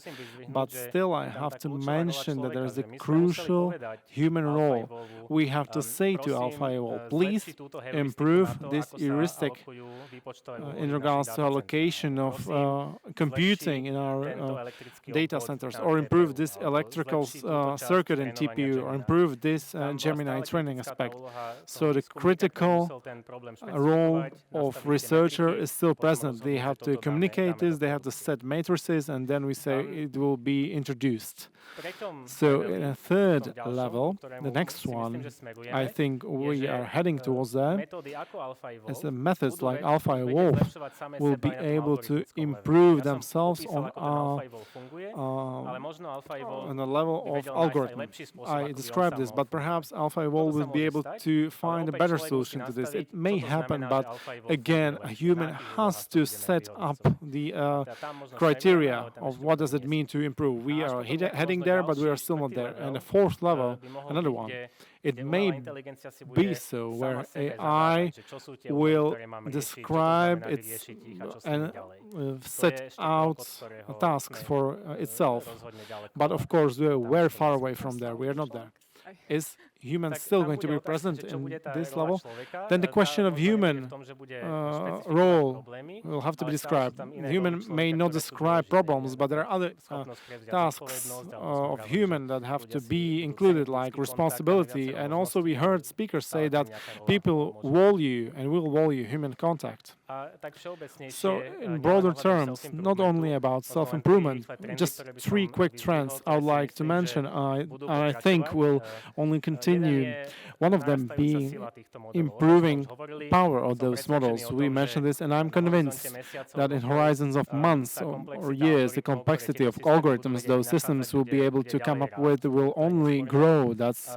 You cannot doubt this. And with this, we'll see the more generality, that is, the types of problems we will be able to solve. We will be able to solve problems that currently we do not consider as algorithmic problems, because this technology will grow so much in its power that there will be more motivation of people to solve those problems. So they will formulate their problems as algorithmic ones. They will define matrices in that way. So a lot more things will be more programmable and more fit for improvement, and that's related to composability.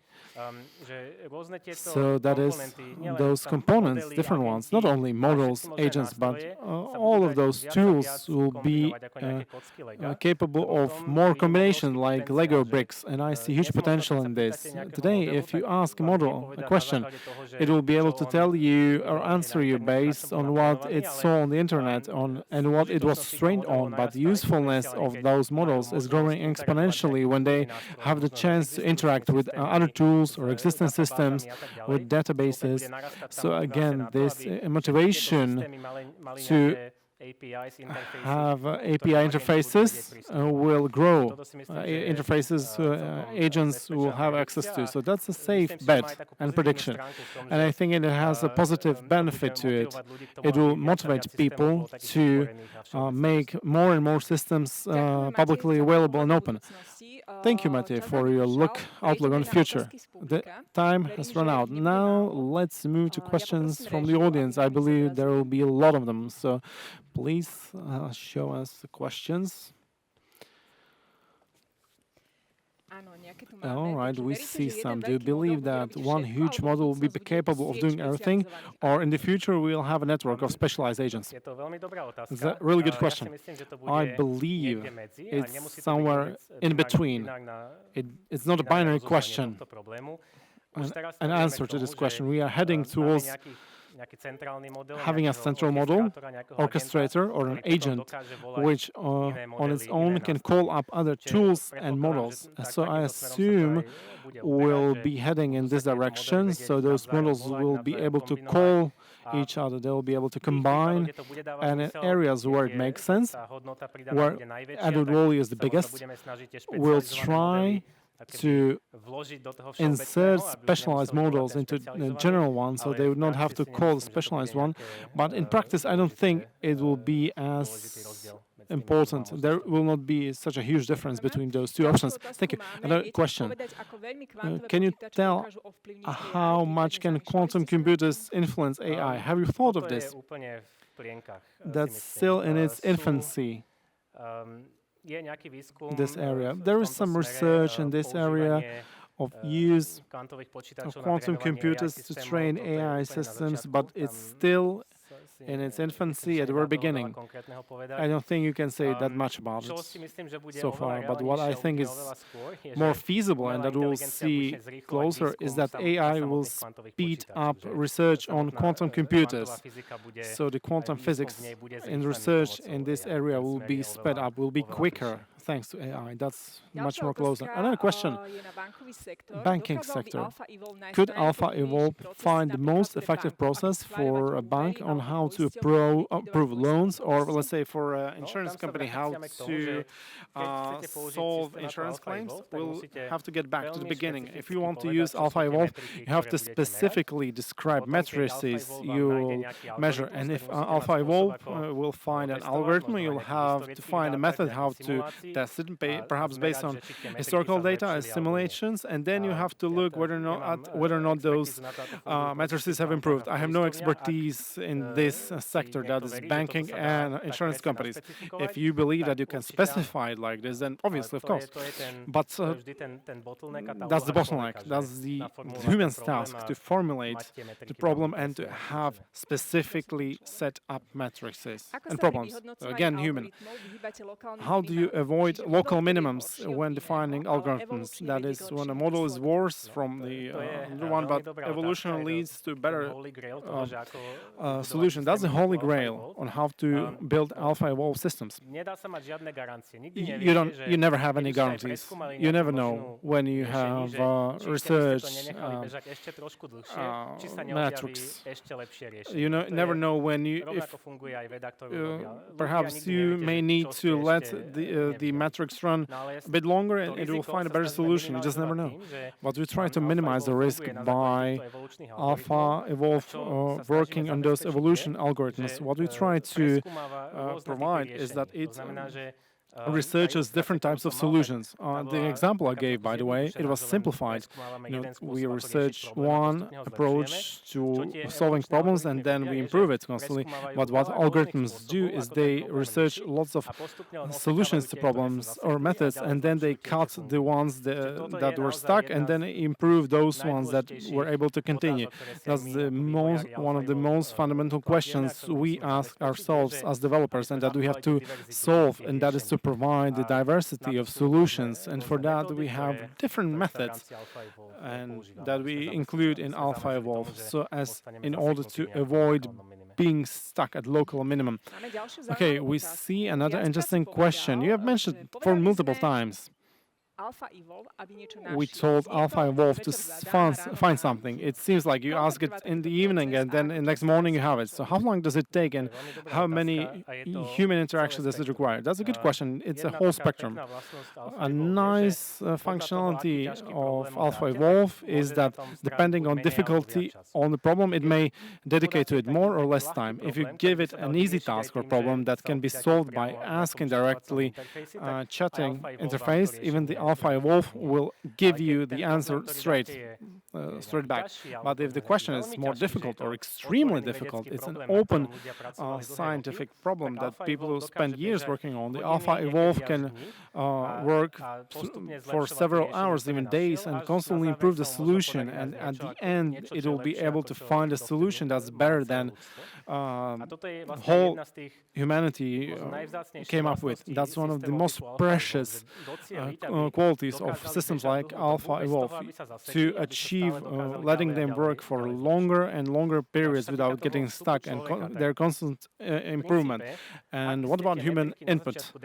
If you define those principles and matrices specifically in the beginning, Alpha Evolve can run for a long time. You can stop it and take a look at the results, but in practice, we quite a lot see that matrices omit specific corner cases. Humans forget to do that, and Alpha Evolve may find a solution, even though the matrix has a high score. It's really not what you wanted or needed. So then human assesses the result, and they see it's not what they wanted. They can change the matrix, and they relaunch Alpha Evolve. That's what mathematicians did a lot when they used Alpha Evolve. They forgot to mention and specify a specific case. Alpha Evolve found something, and then they said, oh, I forgot this, but no, I need something else. So they changed the specification, and then they run it again. Thank you. Now I think we should stop this. Matej, thank you very much for your inspirational thoughts and for being here with us. Thank you very much for your invitation.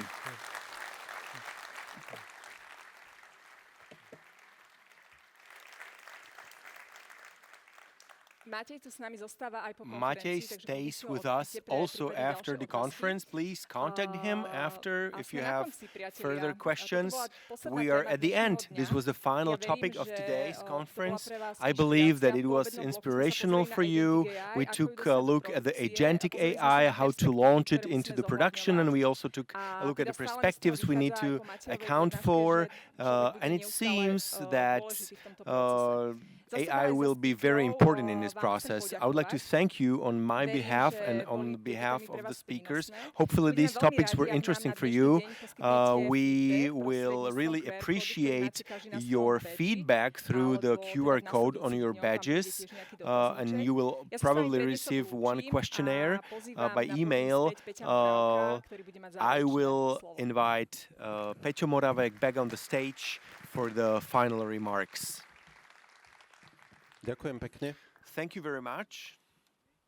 Ja musím povedať, že I have to say that my sme pripravovali túto we were preparing this conference by keď som ju blocks, dneska videl but when I saw this as one whole, what it actually comprised, what all the presenters told us, and what you have delivered. There is just one word I can say: wow! Really, where world is heading in the past 2 years, and we are heading. Really, we have many options and opportunities. I would like to thank the panelists and the audience, and you really helped us a lot, posing your questions to move forward. Just to sum it up, just like Sherlock without his assistant, I would like to sum it up. We started with the hardest part, which is the mindset. We really need to understand the processes. We need to understand how they work in organizations, and based on that, we will change this into how it could be helping us. Then we managed to reveal what is also important for the adoption. We were speaking about the mindset, about the mindset of the people, to give them the room to be able to use their mindset. And we were also speaking about data, which are of key importance for AI. We were speaking about the clarity of the data, and also how to train AI, how to pre-train it, how to give it the proper context, all the game rules. And then we also discussed the data which needs to be clean enough and able to use it systematically. We have also spoken about, when speaking about the approval of loans, liquidation of claims, we need to break it up to smaller pieces, which we need to have under control. And still, human factor is of key importance. I'm very happy that we also took a look at it from the point of view of a simple question of the regulatory affairs, which means that we need to understand it. What are the rules, how to use it, how to use generative or agentic AI? What do we need to do to train our people? And at the end, let me get back to what was said, what it means to deploy AI into real production. There is a really huge leap we need to do from the lab, from the limited environment into real deployment, security, costs, performance, etc., etc. Many aspects that need to be taken into account. And the last presentation showed us where we could be heading, which was really fantastic. What I'm really happy about, and it was shown in the traces we have revealed, at the end, the human factor will be of key importance in the overall process of use and deployment of AI, maybe sometimes in a different position with different tasks and roles, but still there will be the human factor, which is important in decision-making in order to find the proper direction or to define the directions. So these are very important things for me, very important traces we were able to reveal and find today. Ladies and gentlemen, we are in the theater today, but tomorrow you will be back in your projects and teams and organizations, and you will search for the options how to use AI agents in your environment, in your processes.